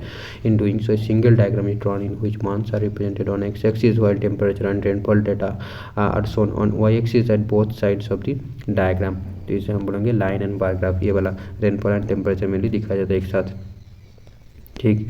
ऐसे ही जो है multiple bar diagram. तो multiple bar diagram are constructed to represent two or more than two variable for the purpose of comparison. For example a multiple bar diagram may be constructed to show proportion of males and females in the total rural and urban population or the share of canal, tube well and well irrigation in the total irrigated area in different states.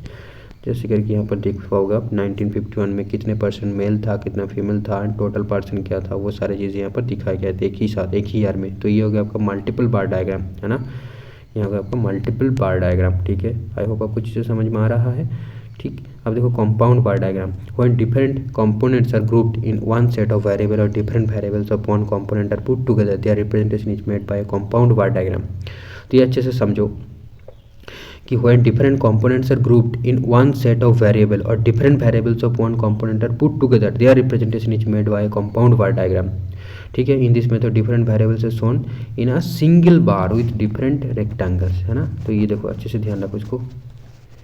हमारा जो बार होगा वो एक ही होगा, but हम उसके मतलब floor build करेंगे. ठीक है. फ्लोर जैसे कि होती है. In this method different values shown in single bar with different rectangles. तो देखो आप पिक्चर देखोगे तो चीज़ें समझ में आ जाएगा. ये वाला तो यहाँ पे देखो हमने थर्मल दिखाया है, हाइड्रो दिखाया है और न्यूक्लियर भी दिखाया है. तो एक ही बार डायग्राम जो है हम फ्लोर बिल्ड किया है ना, इसके ऊपर इसको बिल्ड किया है, इसके ऊपर इसको बिल्ड किया है, दिखाया है. तो इसको हम बोलेंगे कंपाउंड बार डायग्राम. ओके. अब पाई डायग्राम की बात करते हैं. Pie diagram is another graphical method of the representation of data. It is drawn to depict the total value of the given attribute using a circle. ठीक है. Dividing the circle into corresponding degrees of angle then represent the subsets of data. Hence it is called divided circle diagram or pie diagram. तो ये चीज़ याद रखना कि dividing the circle into corresponding degrees of angle then represent the subsets of the data, hence it is also called the divided circle diagram or pie diagram. The angle of each variable is calculated using the following formula: value of a given state divided by region into 360, total value of all states divided by regions. Okay.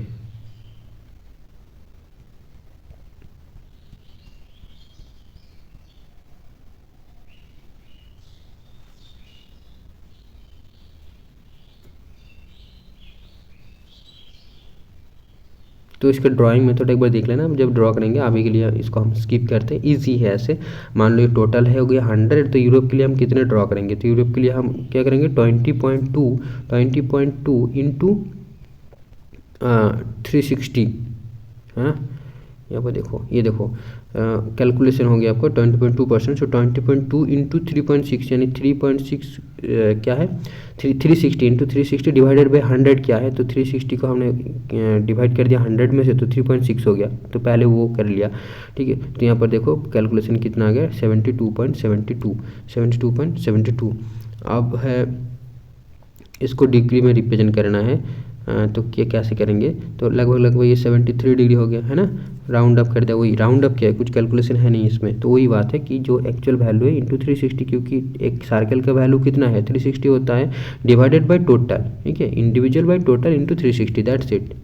तो वही आपका पाई diagram का निकल जाएगा कितना angle होगा, जैसे हमारा परसेंटेज निकलता है ना, individual by total value into 100 यानी कितने % हो गया, तो वो नाउ। तो हमने ये भी देख लिया पाई डायग्राम। ठीक है, आई होप आपको क्लियर। बाकी सारी चीज़ें आप पढ़ लेना अगर आपको ज़रूरत है तो, ऐसे कंपटीटिव के लिए ज़रूरत नहीं है अभी जो हम या मेरे से वगैरह के लिए पढ़ रहे। तो फ्लो मैप्स और चार्ट क्या है, flow chart is a combination of graph and map. It is drawn to show the flow of commodities or people between the places of origin and destination. It is also called dynamic map. तो ये सारे name को याद रखना जरूरी है, पूछा जा सकता है कि डायनामिक मैप किसको बोलते हैं इसका, तो फ्लो मैप्स और चार्ट को हम डायनामिक मैप भी बोलते हैं। Transport map which shows the number of passengers, vehicles etc. is the best example of flow chart. These charts are drawn using lines of proportional width. तो ये portion important है कि charts और flow charts are drawn using lines of proportional width. Lines of proportional width के through कौन सी map draw किया जाता है, डायनामिक मैप। ठीक है, ऐसे क्वेश्चन आपको पूछा जा सकता है, या फिर फ्लो मैप्स और चार्ट। ठीक, lines of proportional width. Many government agencies prepare flow maps to show density of the means of transportation on different routes. The flow maps or charts are generally drawn to represent the two types of data given below: the number and frequency of the vehicles as per the direction of their movement, the number of passengers and or the quantity of goods be transported. ठीक, तो यहाँ पर क्या दिखाया गया, number of train, तो इसको represent करके दिखाया गया। तो देखो डायग्राम देखोगे तो आपको चीज़ें समझ में आएगा। तो ये है मैप ऑफ दिल्ली, अब इसको दिखाया जा रहा है यहाँ पर, तो ये आपका हो जाएगा traffic flow map of Delhi. जितना थिक है उतना ट्रैफिक ज़्यादा है, यही सिंपल सी बात है। यहाँ पर इंडेक्स भी दिया गया, देखो सबसे ज़्यादा 50 है नंबर ऑफ ट्रेन। ठीक है ऐसे ही यहाँ पर भी देखो दिखाया गया, इससे सबसे ज़्यादा वाटर कहाँ पर है, इसमें है, तो इसलिए इसका थिकनेस ज़्यादा है, तो इसे हम फ्लो मैप या चार्ट मैप बोलेंगे। अब थीमेटिक मैप की बात करते हैं। So graphs and diagrams serve a useful purpose in providing a comparison between the internal variations within the data of different characteristics represented. However, the use of graphs and diagrams at times fails to produce a regional perspective. Hence, variety of maps may also be drawn to understand the patterns of the regional distributions or the characteristics of variations over space. These maps are also known as the distribution maps. Requirements for a thematic map: state or district level data about the selected theme, outline map of the study area along with administrative boundaries, physical map of the region, for example physiographic map or for population distribution, and relief and drainage map for construction, transportation map. Rules for making thematic maps: so the drawing of the thematic maps must be carefully planned. The final map should be properly reflect the following components: name of the area, title of the subject matter, source of the data and year, indication of symbols, signs, colors, shades, etc. Scale. The selection of a suitable method to be used for thematic mapping. Now, classification of thematic maps based on method of construction. The thematic maps are generally classified into qualitative and quantitative and non-quantitative maps. The quantitative maps are drawn to show the variations within the data. For example, maps depicting areas receiving more than 200 cm, 100 to 200 cm, 50 to 100 cm, and less than 50 cm of rainfall are referred as quantitative maps. These maps are also called statistical maps. The non-quantitative maps, on the other hand, depict the non-measurable characteristics in the distribution of given information, such as a map shown high and low rainfall receiving areas. These maps are also called qualitative maps. It would not be possible to discuss drawing these different types of thematic maps under the constraint of time. We will therefore confine भाई क्या कर रहे हो यार, constant of time किस बात की constant है यार, दे दो ना यहाँ पर। We will therefore confine to discuss the methods of the construction of the following types of quantitative maps. So dot maps, choropleth maps, isopleth maps. तो यहाँ पर तीनों मैप की ही बात किया गया है, वही बोल रहा है। डॉट मैप्स कैसे ड्रॉ करते हैं देखो। The dot maps are drawn to show the distribution of phenomena such as population, cattle, types of crops। तो ये याद रखना कि डॉट मैप्स हम कहाँ कहाँ यूज़ कर सकते हैं। तो देखो पॉपुलेशन को दिखाने के लिए, कैटल को दिखाने के लिए, टाइप्स ऑफ क्रॉप्स को दिखाने के लिए हम डॉट मैप यूज़ कर सकते हैं। तो ये बड़ा है कन्फ्यूजिंग पार्ट कि टाइप्स ऑफ क्रॉप्स दिखाने के लिए हम डॉट मैप यूज़ करेंगे या फिर क्रॉपलेथ यूज़ करेंगे। तो ये याद रखना, एटलीस्ट पॉपुलेशन कैटल ये तो आप बता ही सकते हो कि जितना डॉट ज़्यादा होगा या फिर होगा उतना पॉपुलेशन ज़्यादा होगा।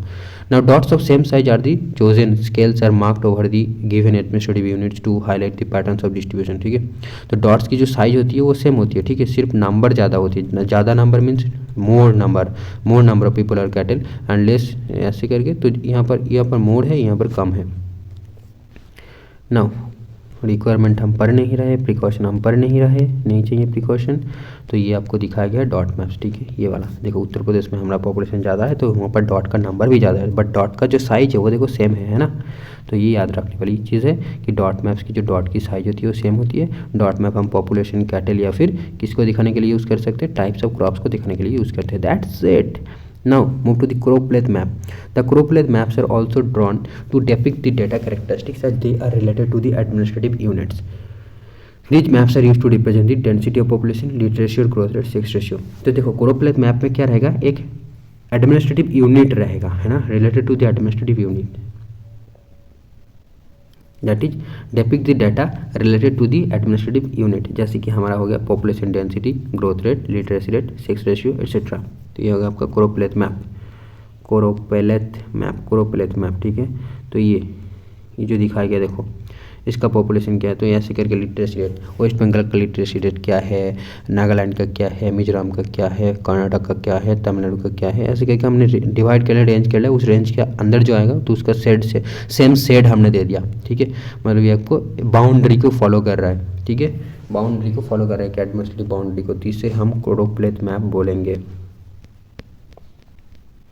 अब आइसोप्लेथ map, we have seen that the data related to the administrative units are represented using choropleth maps। ठीक है, तो administrative unit is the key term here, in the choropleth map, and however the variations within the data in many cases may also be observed on the basis of natural boundary, but isopleth map draw करने के time हम natural boundary को follow करते हैं। For example variations in the degrees of slope, temperature, occurrence of rainfall etcetera possesses characteristics of the continuity in the data. This geographical facts में B represented by drawing the lines of equal values on a map. All such maps are termed as isopleth map. The word isopleth is derived from iso meaning equal and pleth means lines. That's an imaginary line which joins the places of equal values is referred to as isopleth। इसके बारे में पता ही होगा आपको। The more frequently drawn isopleth include isotherm equal temperature, isobar equal pressure, isoheight equal rainfall, isonep equal cloudiness, isohealth equal sunshine, contours equal height and isobars equal depth, isohaline equal salinity. तो कुछ चीज़ें आपको नया मिल सकते हैं, जैसे कि आपको नेप्स मीन्स क्लाउडनेस हो गया, आइसोहेल्थ मीन्स इक्वल सनशाइन हो गया, एंड ये सारी चीज़ आपको पता है। Isobar pressure, isohyet rainfall, contour equal height and isobars is equal depth and isohaline is salinity. So that's it. Now interpolation is used to insert the intermediate values between the observed values of at two stations or location। तो ये जो हम draw करते हैं ना line, वही interpolation के through ही करते हैं। ठीक है ना, जब हम डॉट दिया रहता है, जैसे कि हमने जब किया था आइसोथर्म ड्रॉ किए थे, तो ऐसे ऐसे करके डॉट देकर किसी मैप के ऊपर डॉट देकर उसको वैल्यू दिया गया था। अब ये 30 है, ये भी 30 है, तो हम इसको ज्वाइन कर सकते हैं ना। और अगर मान लो मेरे को ये 32 है और ये 35 है, तो हमको इंटरपोलेट करना पड़ेगा कि हम 30 की लाइन ड्रॉ करें। तो इसे टच कर गया, बट ये 30 है, ये 35 है, तो डेफिनेटली ये लाइन क्या होगा, इसका ऊपर होकर जाएगा, ऐसे करके जाएगा। तो इसी को हम इंटरपोलेशन बोलते हैं। चलिए अब देखो यहाँ पर क्या बोल रहा है कि वो दिखा रहा है, यहाँ पर मेथड दिखा रहा है, यहाँ पर देखो ये सारी चीज़ें। तो यही होती है आपका ख़त्म, ये भी चैप्टर ख़त्म हो गया। चलो अच्छी बात है। अब हम देखते हैं क्या बाकी रहेगा। तो ये 4th चैप्टर में हम आ गए special information technology.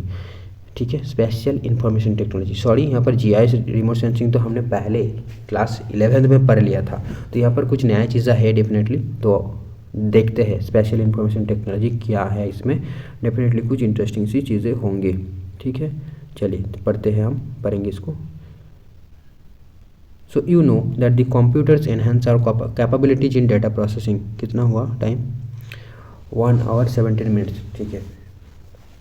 You know that the computers enhance our capabilities in data processing and in drawing graphs, diagrams and maps. The disciplines that deals with the principles and methods of data processing and mapping using a combination of computer hardware and the application software are referred to as database management system, DBMS। तो इसका full form याद रखना, DBMS का full form हो गया database management system and the computer assisted cartography, और इसको हम कंप्यूटर असिस्टेड कार्टोग्राफी भी बोलते हैं।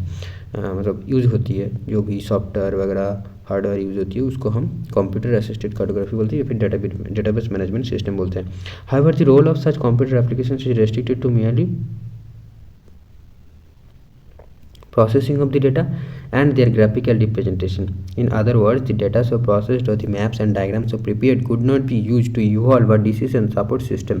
मतलब हम उससे डिसीजन नहीं ले सकते। As a matter of fact there are several questions that we normally encounter in our day-to-day life and look for satisfactory solutions. These questions may be: what is where?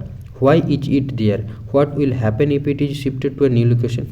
Who will be benefited by such a reallocation? Who are expected to lose the benefits if reallocation takes place? In order to understand these and many other questions, we need to capture the necessary data collected from different sources and integrate them using a computer that is supported by geoprocessing tools. Herein lies the concept of a spatial information system. In the present chapter, we will discuss basic principles of the spatial information technology and its extension to the spatial information system, which is more commonly known as geographical information system. What is spatial information technology? The word spatial is derived from space. It refers to the features and the phenomena distributed over a geographically definable space, thus having physically measurable dimensions. We know that most data that are used today have spatial components, locations such as an address of a municipal facility or the boundaries of an agricultural holdings, etc. Hence, the spatial information technology relates to the use of the technological inputs in collecting, storing, retrieving, displaying, manipulating, managing, and analyzing the spatial information. It is an amalgamation of remote sensing, GPS, GIS, digital cartography and database management system. तो देखो special information technology की ये सबको लेकर है। Remote sensing, GPS, GIS ये हमने पढ़ लिया था, digital cartography and database management system. तो ये सारे को मिला के हमारा क्या होता है? स्पेशल इंफॉर्मेशन टेक्नोलॉजी बनता है। फिर से एक बार पढ़िए। Hence the spatial information technology relates to the use of technological inputs in collecting, storing, retrieving, displaying, manipulating, managing and analysing the spatial information. Wow, it is an amalgamation of remote sensing, GPS, GIS, digital cartography and the computer database management system. Now what is GIS? Geographical Information System. The advanced computing systems available since mid-1970s enable the processing of geo-referenced information for the purpose of organizing spatial and attribute data and their integration.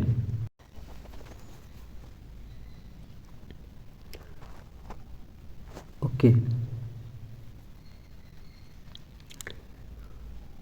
तो फिर से पढ़ते हैं। The advanced computing systems available since mid-1970s enable the processing of georeferenced information for the purpose of organizing spatial and attribute data and their integration.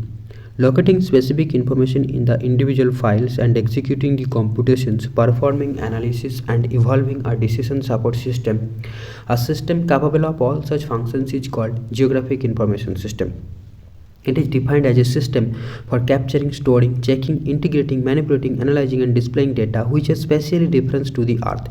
This is normally considered to involve a spatially referenced computer database and appropriate application software. It is an amalgamation of computer assisted cartography and database management system and draws conceptual and methodological strength from both spatial and allied sciences such as computer science, statistics, cartography, remote sensing, database technology, geography, geology, hydrology, agriculture, resource management, environmental science and public administration. तो देखो कितने सारे subjects को लेकर ये बनता है GIS, है ना। Okay, so forms of geographical information, सिर्फ जियोग्राफी नहीं है.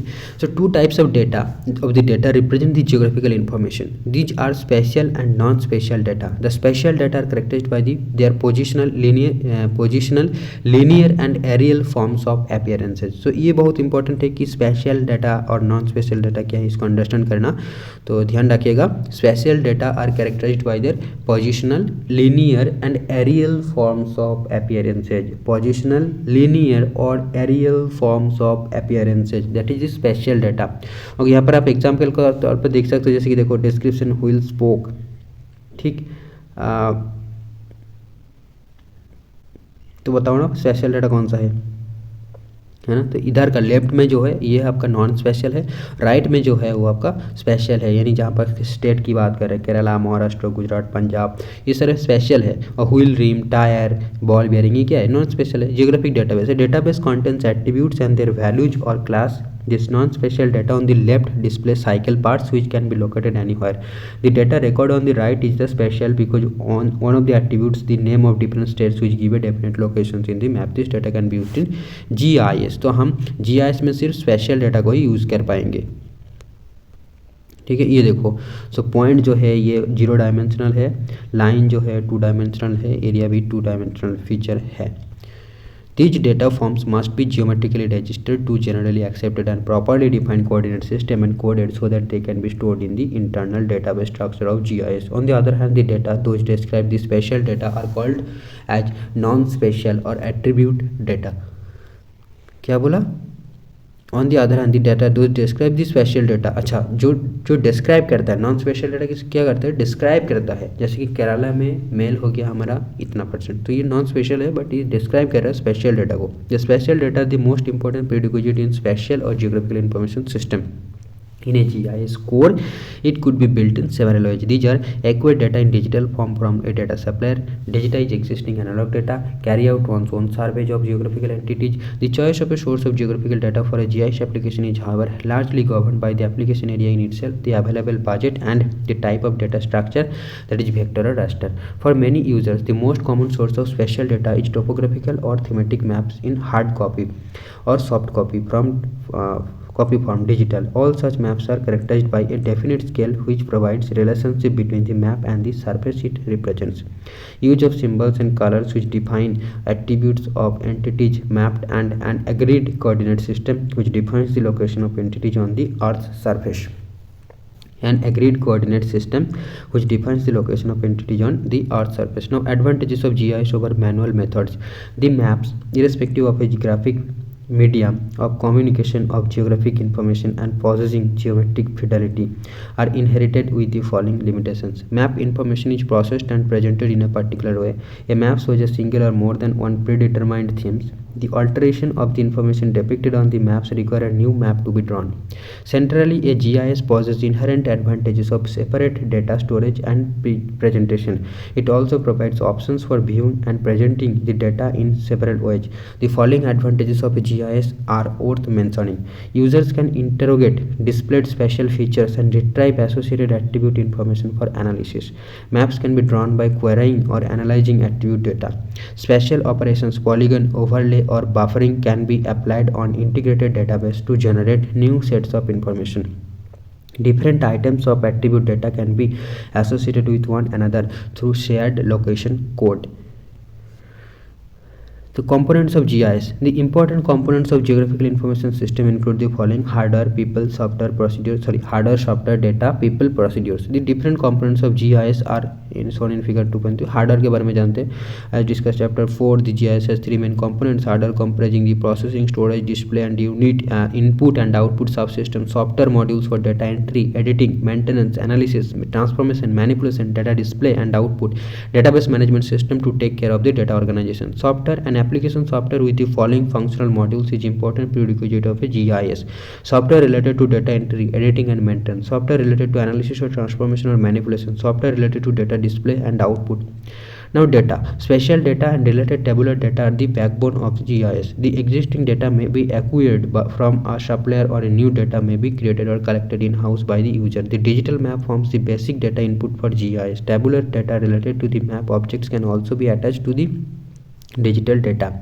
A GIS will integrate spatial data with other data resources and can even use RDBMS. People, GIS users have a wide range from hardware and software engineers to resources and environmental scientists, policy makers, and the monitoring and implementing agencies. These cross section of people use GIS to evolve a decision support system and solve real-time problems.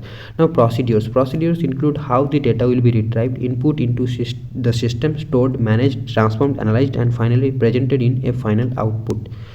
Now special data formats, the spatial data represented in raster and vector data formats. तो ये बहुत important है।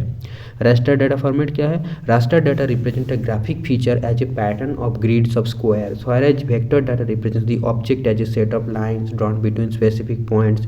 Consider a line drawn diagonally on a piece of paper. A raster file would represent this image by subdividing the paper into a matrix of small rectangles similar to a sheet of graph paper called cells. Each cell is assigned a position in the data file and given a value based on the attribute at that position. Its row and column coordinates may identify any individual pixel. This data representation allows the user to easily reconstruct or visualize the original image. The relationship between cell size and the number of cells is expressed as the resolution of the raster. Relationship between cell size and the number of cells is expressed as the pixel size resolution of the raster. The relationship between cell size and the number of cells is expressed as the resolution of the raster. The effect of grid size on data in raster format is explained in figure 4.4. ठीक है, तो देखो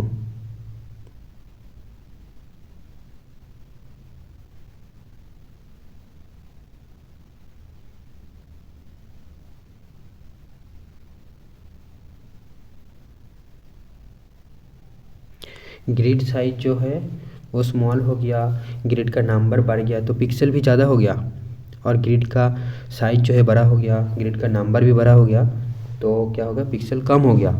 ऐसा है क्या? देखते हैं क्या आगे लिखा है।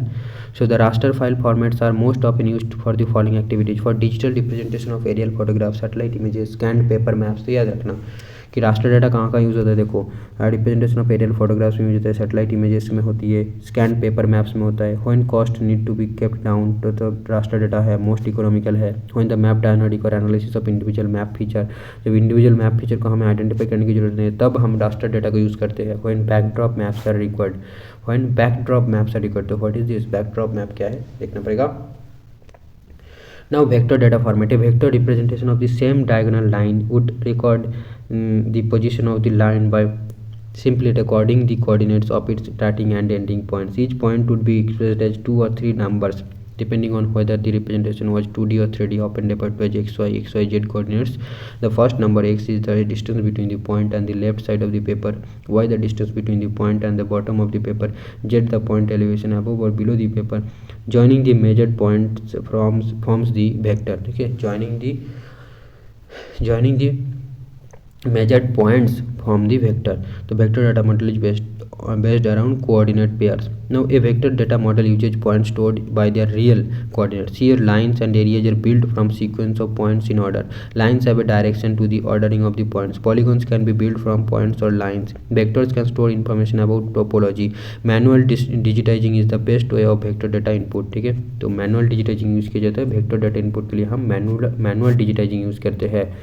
And the vector files are most often used for highly precise applications. So vector data is highly precise, ठीक है, more precise than the raster data. And when file size are important, and यहाँ पर file size important होती है, यानी file size small होता है vector data में। And when individual map features require analysis, when individual feature को हम आइडेंटिफाई करना जरूरी होता है तो अब हम वेक्टर डाटा को यूज़ करते हैं।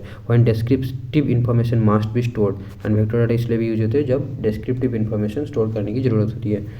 ओके, तो हमने फिर से एक बार पढ़ते हैं। The vector files are most often used for highly precise applications, when file size are important, when individual map features require analysis, when descriptive information must be stored.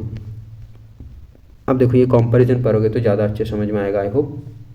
तो चलिए पढ़ते हैं इसको, रास्टर एंड वेक्टर मॉडल के difference. तो पहले advantages. सो raster जो है सिंपल डाटा स्ट्रक्चर है, एक स्क्वायर है ना।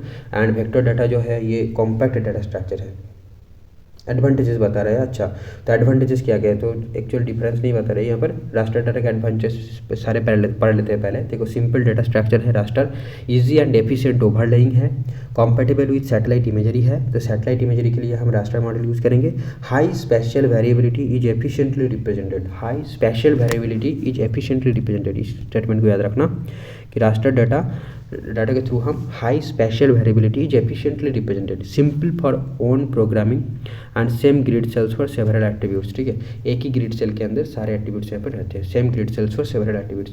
अब वेक्टर मॉडल की एडवांटेजेस क्या, देखो, कॉम्पैक्ट है data structure, efficient for network analysis and efficient projection transformation, accurate map output, ये सारे एडवांटेजेस है। अब डिसएडवांटेज देखो, रास्टर की डिसएडवांटेज क्या है ना, इन efficient use of computer storage, यानी फाइल साइज लार्ज होता है इसका, errors in perimeter and shape, difficult network analysis, in efficient projection transformation, loss of information when using large cells, less accurate although interactive maps. ठीक है, तो ये सारे disadvantage है। तो मतलब वेक्टर से रास्टर के क्या है, लेस एक्यूरेट है, सिंपल, बट रास्टर सिंपल है और मोस्ट इकोनॉमिकल है। ठीक है, ईजी है और फाइल साइज लार्ज है, ये सारे डिसएडवांटेज में आएगा। और वेक्टर जो है वो कॉम्पैक्ट डाटा स्ट्रक्चर है, एफिशिएंट नेटवर्क एनालिसिस करता है, मतलब नेटवर्क एनालिसिस के लिए वेक्टर डाटा चाहिए होती है, और एफिशिएंट प्रोजेक्शन ट्रांसफॉर्मेशन होती है, एक्यूरेट मैप आउटपुट यहाँ पर आता है। डिसएडवांटेज क्या देखो, complex data structure, difficult overlay operations. ठीक है, तो ओवरले ऑपरेशंस के लिए हमको रास्टर डाटा जो है ज़्यादा इजी रहता है, और यहाँ पर वेक्टर में डाटा स्ट्रक्चर जो है बहुत कॉम्प्लेक्स होता है, difficult overlay operations, high spatial variability, high spatial variability is inefficiently represented, not compatible with satellite imagery. ये तो बहुत इंपॉर्टेंट है कि यार वेक्टर डाटा जो है ना, ये नॉट कॉम्पेटेबल है विथ सैटेलाइट इमेजरी, मतलब सैटेलाइट इमेजरी के लिए कॉम्पेटेबल नहीं है, but raster data is the compatible for satellite imagery. ये याद रखना, ये सारे पॉइंट्स। चलिए, raster entities, real world entities and vector entities. तो देखो, ये हमारा रियल वर्ल्ड है। अब इस रास्टर में कैसे रिप्रेजेंट किया जाएगा और वेक्टर में कैसे रिप्रेजेंट किया जाएगा, बट मेरे को तो समझ में नहीं आया कुछ। पॉइंट्स होटल,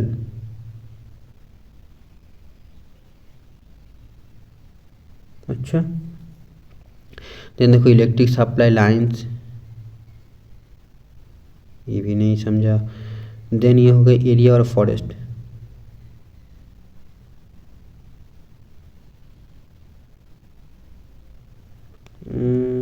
देन आप कहते हैं network roads,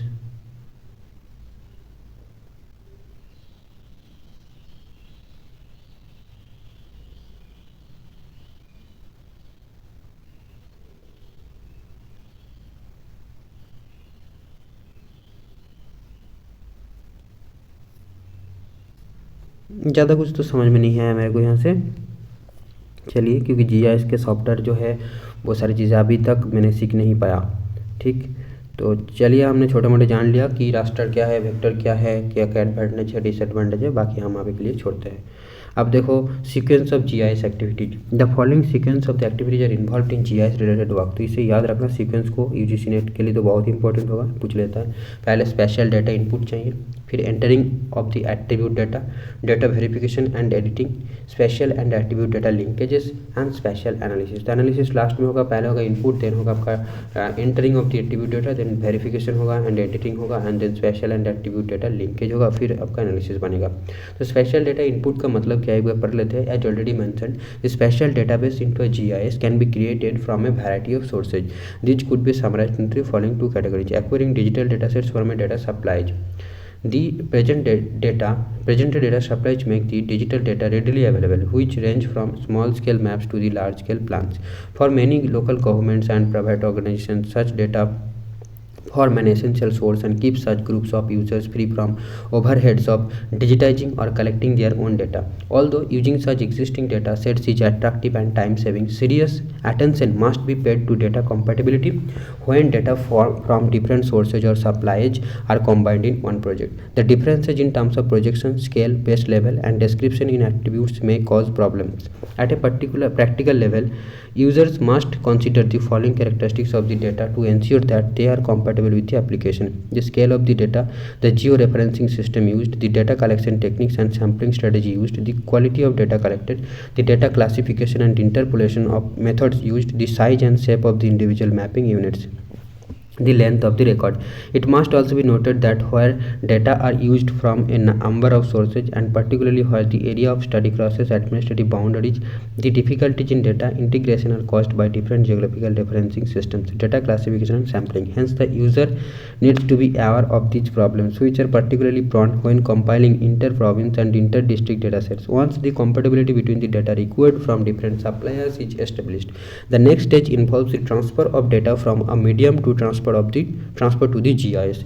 The use of DAT tapes, CD-ROMs, and floppy disk is becoming increasingly common for the purpose. At this stage, the conversion from encoding and structuring system of the source of to that of GIS to be used is important.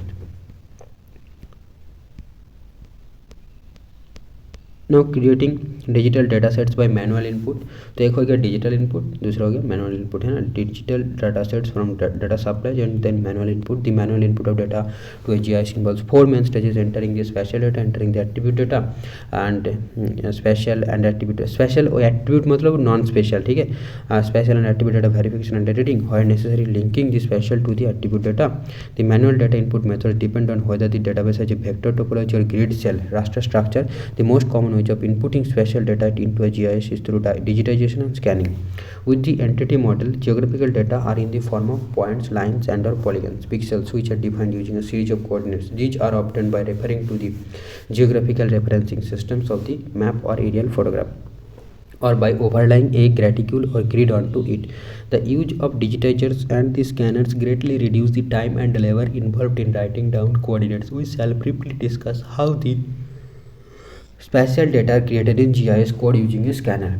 Scanners are the devices for converting analog data into digital grid-based images.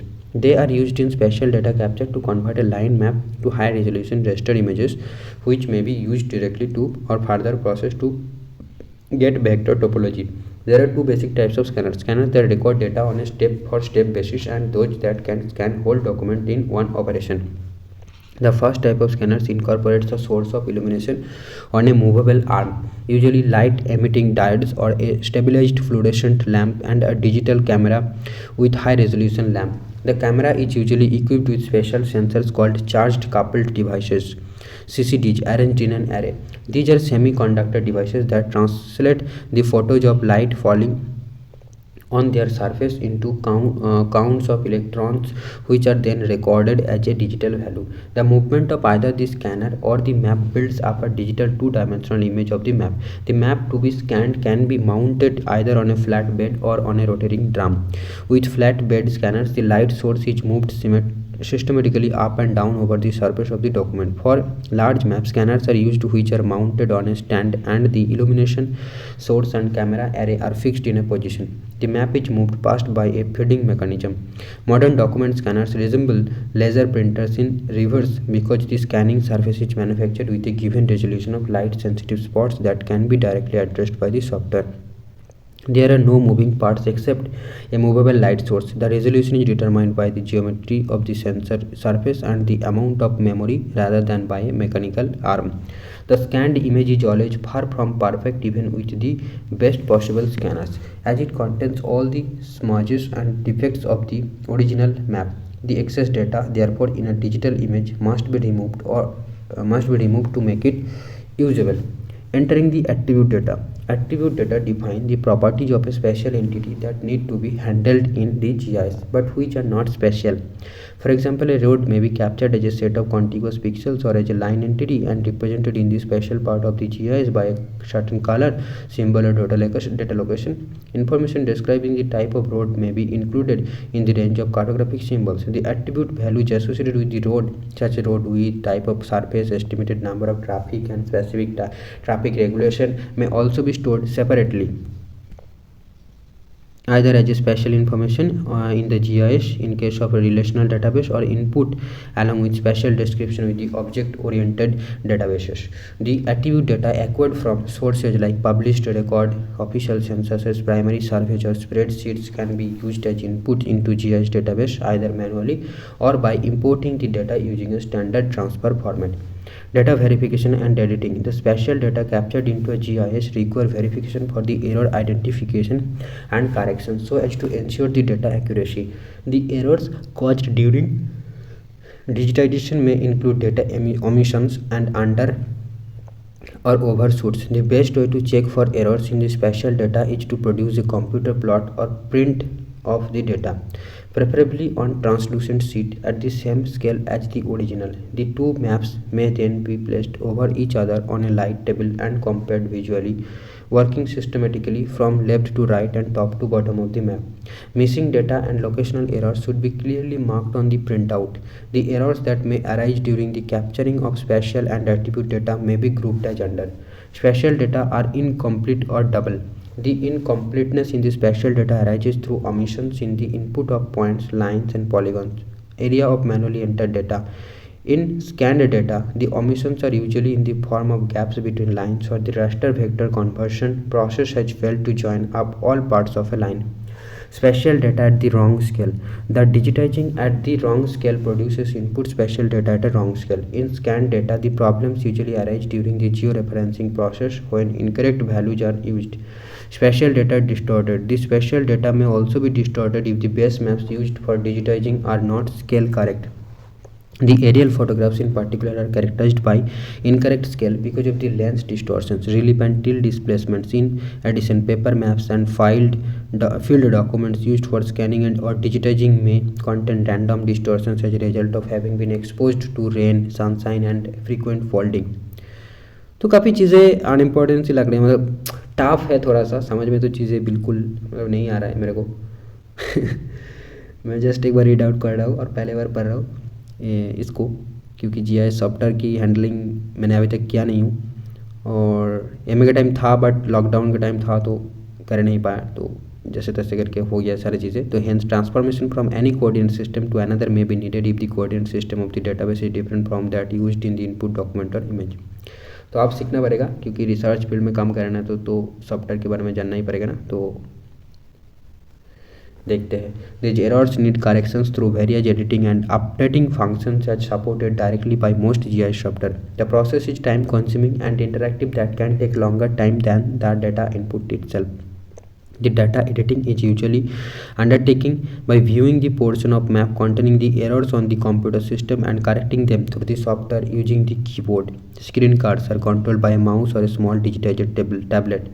Minor locational errors in a vector database may be corrected by moving the spatial entity through the screen cursor. In some GIS, computer commands may be used directly to move, rotate, erase, insert, stretch, or truncate the graphical entity required. Where excess coordinates define a line, these may be removed using weeding algorithms. Attribute values and spatial errors in raster data must be corrected by changing the value of the faulty cells. Once the spatial errors have been corrected, the topology of vector, line and polygon networks can be generated. Data conversion. While manipulating and analyzing data, the same format should be used for all data. When different layers are to be used simultaneously, they should all be in vector or all in raster format. Usually the conversion is from vector to raster because the biggest part of the analysis is done in the raster domain. Vector data transformed to raster data by overlaying a grid with a user defined cell size. Sometimes the data in the raster format are converted into vector format. This is the case especially if one wants to achieve data reduction because the data storage needed for raster data are much larger than for vector data. जो मैंने बात कर रहा था ना कि raster data की size file से ज़्यादा होती है, तो यहाँ पर देखो लिखा हुआ है ना. ओके, तो हम रास्टर से वेक्टर में कन्वर्ट कर सकते हैं. Usually the conversion is from vector to raster because the biggest part of the analysis is done in the raster domain. Vector data are transformed to raster data by overlaying a grid with a user defined cell size. Okay, तो दोनों possible है. Sometimes the data in raster format are converted into vector format. किसी को भी तो हम file size के according या फिर जब हमको एनालाइज करना पड़ता है ना, यहाँ पर देखो क्या लिखा गया कि the conversion is from vector to raster because the biggest part of the analysis is done in the raster domain. ठीक है, तो एनालिसिस के लिए हम रास्टर में ज़्यादा अच्छे होंगे. ये सारी चीज़ें तो है, देखना पड़ेगा फिर से. Then geographic data linkages and matching. The linkages of spatial and the attribute data are important in GIS. It must therefore carefully be undertaken. Linking of attribute data with non related spatial data shall lead to chaos in ultimate data analysis. Similarly, matching of one data layer with another is also significant. So linkages की मतलब क्या है? GIS typically links different data sets. Suppose you want to know the mortality rate due to malnutrition among children under 10 years of age in any state. If we have one file that contains the number of children in this age group and another that contains the mortality rate from malnutrition, we must first combine or link the two data files. Once this is done, we can divide one figure by the other to obtain the desired answer. Exact matching. Exact matching means when we have information in one computer file about many geographic features, that is towns, and additional information in another file about the same set of features. The operation to bring them together may easily be achieved using a key common to both files, that is name of the towns. Thus the record in each file with the same town name is extracted and the two are joined and stored in another file. Hierarchical matching. Some types of information however are collected in more detail and less frequently than other types of information. For example, land use data covering a large area are collected quite frequently. On the other hand, land transformation data are collected in small areas but at less frequent intervals. If the smaller areas adjust within the larger ones, then the way to make the data match of the same area is to use hierarchical matching. Add the data for the small areas together until the group areas match the bigger ones and then match them exactly. तो ये सारे practically करने तो अच्छे होंगे. ठीक है, आपको कुछ समझ में आ रहा है तो कमेंट करिएगा, वरना बताएगा क्या चीज़. मेरे को थोड़ा अनईजी लग रहा है पढ़ने में, बट फिर भी कंप्लीट कर लेते हैं जैसे तैसे. एक बार तो फास्ट रीडिंग तो हो जाएगा ना, फिर हम जब रिवाइज करेंगे तब फिर देखेंगे हम. On many occasions the boundaries of the smaller areas do not match with those of the larger ones. The problem occurs more often when the environmental data are involved. Fuzzy matching. Okay, हमने fuzzy colour की नाम सुने थे ना. For example, crop boundaries that are usually defined by field edges और boundaries rarely match with the boundaries of the soil types. If we want to determine the most productive soil for a particular crop, we need to overlay the two sets and compute crop productivity for each soil type. तो हमने देखा पहले पढ़ा था कि overlay technique के लिए जो है vector data is not suitable, है ना. क्या पढ़ा था? सूटेबल, नॉट सूटेबल पढ़ा था या सूटेबल पढ़ा था, क्या पढ़ा था? ये देखो, डिफिकल्ट ओवरले ऑपरेशन. हाँ, तो वेक्टर में ओवरले नहीं हो सकता, रास्टर डेटा फॉर्मेट चाहिए होगी. ठीक है, तो कहाँ था यहाँ पर?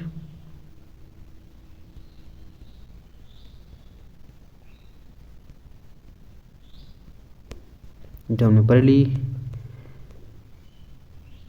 हाँ, ये भी पढ़ा. कहाँ थे? यहाँ पर लिंकेज में था, यहाँ पर exact hierarchical matching, fuzzy matching यहाँ पर. So if we want to determine the most productive soil for a particular crop, we need to overlay the two sets and compute crop productivity for each soil type. This is like laying one map over another and noting the combinations of soil and productivity. A GIS can carry out all these operations. However, the sets of spatial information are linked only when they relate to the same geographical area.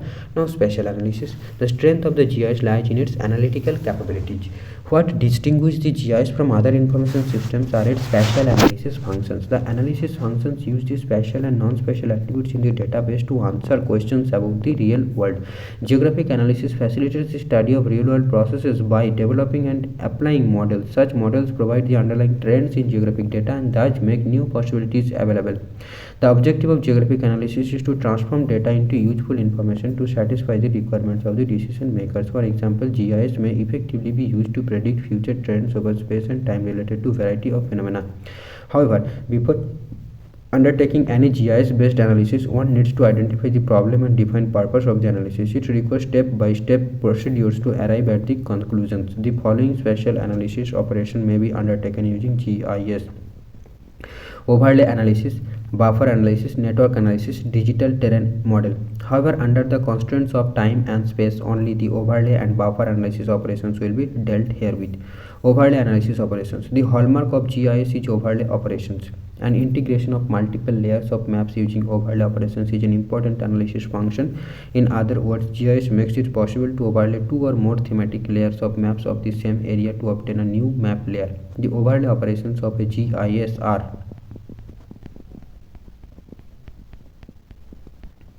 similar to the sieve mapping, that is the overlaying of tracing of maps on a light table to make comparisons and obtain an output map. Map overlay has many applications. It can be used to study the changes in land use or land cover over two different periods in time and analyze the land transformations. For example, figure 4.8 depicts urban land use during 1974 and 2001. When the two maps overlaid, the changes in urban land use have been obtained and the urban sprawl is mapped during the given time period. Similarly, overlay analysis is also useful in suitability analysis of the given land use for proposed land usage. Now, buffer operation. So buffer operation is another important spatial analysis function in GIS. A buffer of a certain specified distance can be created along any point, line or area feature. It is useful in locating the areas or population benefited or denied of the facilities and services such as hospital, medical store, post office, asphalt roads, regional parks, etc. Similarly, it can also be used to study the impact of the population so affected. This kind of analysis is called proximity analysis. The buffer operation will generate polygon feature types irrespective of geographic features and delineate spatial proximity. For example, numbers of households living within 1 kilometer buffer from a chemical industry unit are affected by industrial waste discharged from the unit. ArcView और ArcGIS, GeoMedia, Quantum GIS, free open software. तो ये जो है ArcView, ArcGIS, GeoMedia, Quantum GIS, free open software and all other GIS software provide modules for buffer analysis along point, line and area features. For example, by using appropriate commands of either of the available software, one can create buffers 2, 4, 6, 8, 10 kilometers around the cities having a major hospital located. As a case study, point location of Saharanpur यहाँ पर दिखाया गया आपको case study के तौर पर buffer of 1000 metres around the industrial unit. Muzaffarnagar, Meerut, Ghaziabad, Gautam Buddha Nagar and Aligarh has been mapped and the buffer have been created from the cities where major hospitals are found. One can observe that the areas closer to the cities are better served. People living away from the cities have to travel long distance to utilize the medical services and their areas that are least benefited. Internet source to learn more. यहाँ पर देखो ये चीज़ें याद करने वाली है. तो schoolgis.nic.in, भुवन nrc.gov.in, ये तो भुवन तो पता है और IIRS भी पता है. तो schoolgis.nic.in ये नया मिला वेबसाइट. ऐसे दिखा नहीं है किसी को भी, उतनी अच्छी से दिखा नहीं गया जैसे कि IIRS को भी नहीं दिखा और भुवन को भी नहीं दिखा. तो स्कूल जैसे ये सारे को कौन कर सकते हो अगर आप जब सीखेंगे. ठीक है, आप जब सीखेंगे तो डेफिनेटली इस वेबसाइट्स को चेक करेंगे तो आपको कुछ जानने को मिलेगा. तो ये यहीं पे जो ये बुक भी ख़त्म हो गया, अच्छी बात है. तो हमारा सारे लगभग एक फास्ट रीडिंग तो लगा लिया गया. अब मैं सारे वीडियोज़ को प्लेलिस्ट में ऐड कर दूंगा और उस प्लेलिस्ट से आप सुनेंगे. तो डेफिनेटली मैं सजेस्ट करूंगा कि डेफिनेटली आप बुक्स को खरीद लीजिए या फिर प्रिंट कर लीजिए. प्रिंट करेंगे तो आई थिंक पता नहीं, कॉस्ट एक बार कंपेयर कर लेना. आप जो भी आपको लगे सही लगे वो कर लेना और बुक ज़्यादा अच्छा रहेगा. ऐसे एनसीईआरटी की जो टेक्स्ट है ये काफ़ी अच्छी है, तो अंडरस्टैंडिंग बिल्ड करने के लिए बहुत ही अच्छा रहेगा. तो वही बात है. और प्लेलिस्ट तो है ही, आपका पूरा बुक जो है लाइन बाय लाइन आप यहाँ से भी पूरी जानकारी आपको मिल जाएगा कि बुक में एक्चुअल में क्या है. बस आपको पेशेंस के साथ सुनना है. Thank you friends. तो इसी पे हमारा जो है इसी वीडियो में कंप्लीट हो जाता है पूरा 6 to 12 का एनसीईआरटी जियोग्राफी बुक्स कंप्लीट हो जाता है. और डेफिनेटली मैं दोबारा नहीं रिकॉर्ड करने वाला. ऐसे रिवीजन तो ज़रूर होंगे, बट मैंने सोच रहा था कि मैं बुक खरीद लूँगा या फिर प्रिंट करवा लूँगा. तो वहाँ से चीज़ों को रिवाइज़ करना है मेरे को. ठीक है, तो यही बात है. चलिए, और जब मैं फ्री टाइम मिलेगा, कहीं लग रहा है कि यार चलो थोड़ा सुन लेते हैं, तो वहाँ से भी यहाँ से सुन के भी रिवीजन हम कर पाएंगे. No issue with that. Actually purpose was that कि मैं कभी भी रिवीजन कर पाऊँ सुन के. तो इसलिए ये वीडियो मैंने रिकॉर्ड किया है जब मैंने फर्स्ट टाइम इसको पढ़ा. तो ठीक है, तो आप भी ऐसे यूटिलाइज कर सकते हो उस वीडियोज़ को या फिर बुक को पढ़ सकते हो, और बुक पढ़ते पढ़ते जब आपको बोरिंग लगे तो आप सुन के भी, या फिर मैं जब पॉलिटी जब कंप्लीट किया तो मैंने ओकुल चैनल जो है वहाँ पर मैंने पॉलिटी का PDF मैंने लैपटॉप में खोला और ये मोबाइल में उसका वीडियो चला दिया, तो वो रीड आउट कर रहा था, मैं बस अंडरलाइन करते जा रहा था। तो जब जो समझा रहा था जो चीज़ को, तो भी मेरा मतलब मैं समझ रहा था और पढ़ भी रहा था, तो दोनों साथ साथ साथ चल रहा था। ठीक है, तो मैं एक बार बुक को भी पढ़ लिया और उनके जो लेक्चर्स थे वो भी कंप्लीट हो गया, तो साथ साथ दोनों चीज़ें हो गया। तो इस तरीके भी आप इस लेक्चर्स नहीं बोलेंगे हम, तो इस वीडियोज़ को आप यूज़ कर सकते हो। ठीक है, तो ये जो रीडिंग मैंने लगाया है और रिकॉर्ड किया है, तो इसको आप यूज़ कर सकते हो उस तरीके से भी। ठीक है, बट आपको 2 चीज़ चाहिए होंगी, एक तो लैपटॉप चाहिए होगी या फिर दूसरा एक मोबाइल चाहिए होगी जहाँ पर आप वो PDF खोल कर रखोगे, और इधर एक साइड एक मोबाइल में या फिर जहाँ भी हो एक डिवाइस में आपका वीडियोस चलते रहेगा। ठीक है फ्रेंड्स, तो I wish you all the best for whatever purpose you are watching this videos, if you are watching right, I wish you all the best. I hope you will reach your destination. Thank you friends, you will achieve your goals. Thank you friends.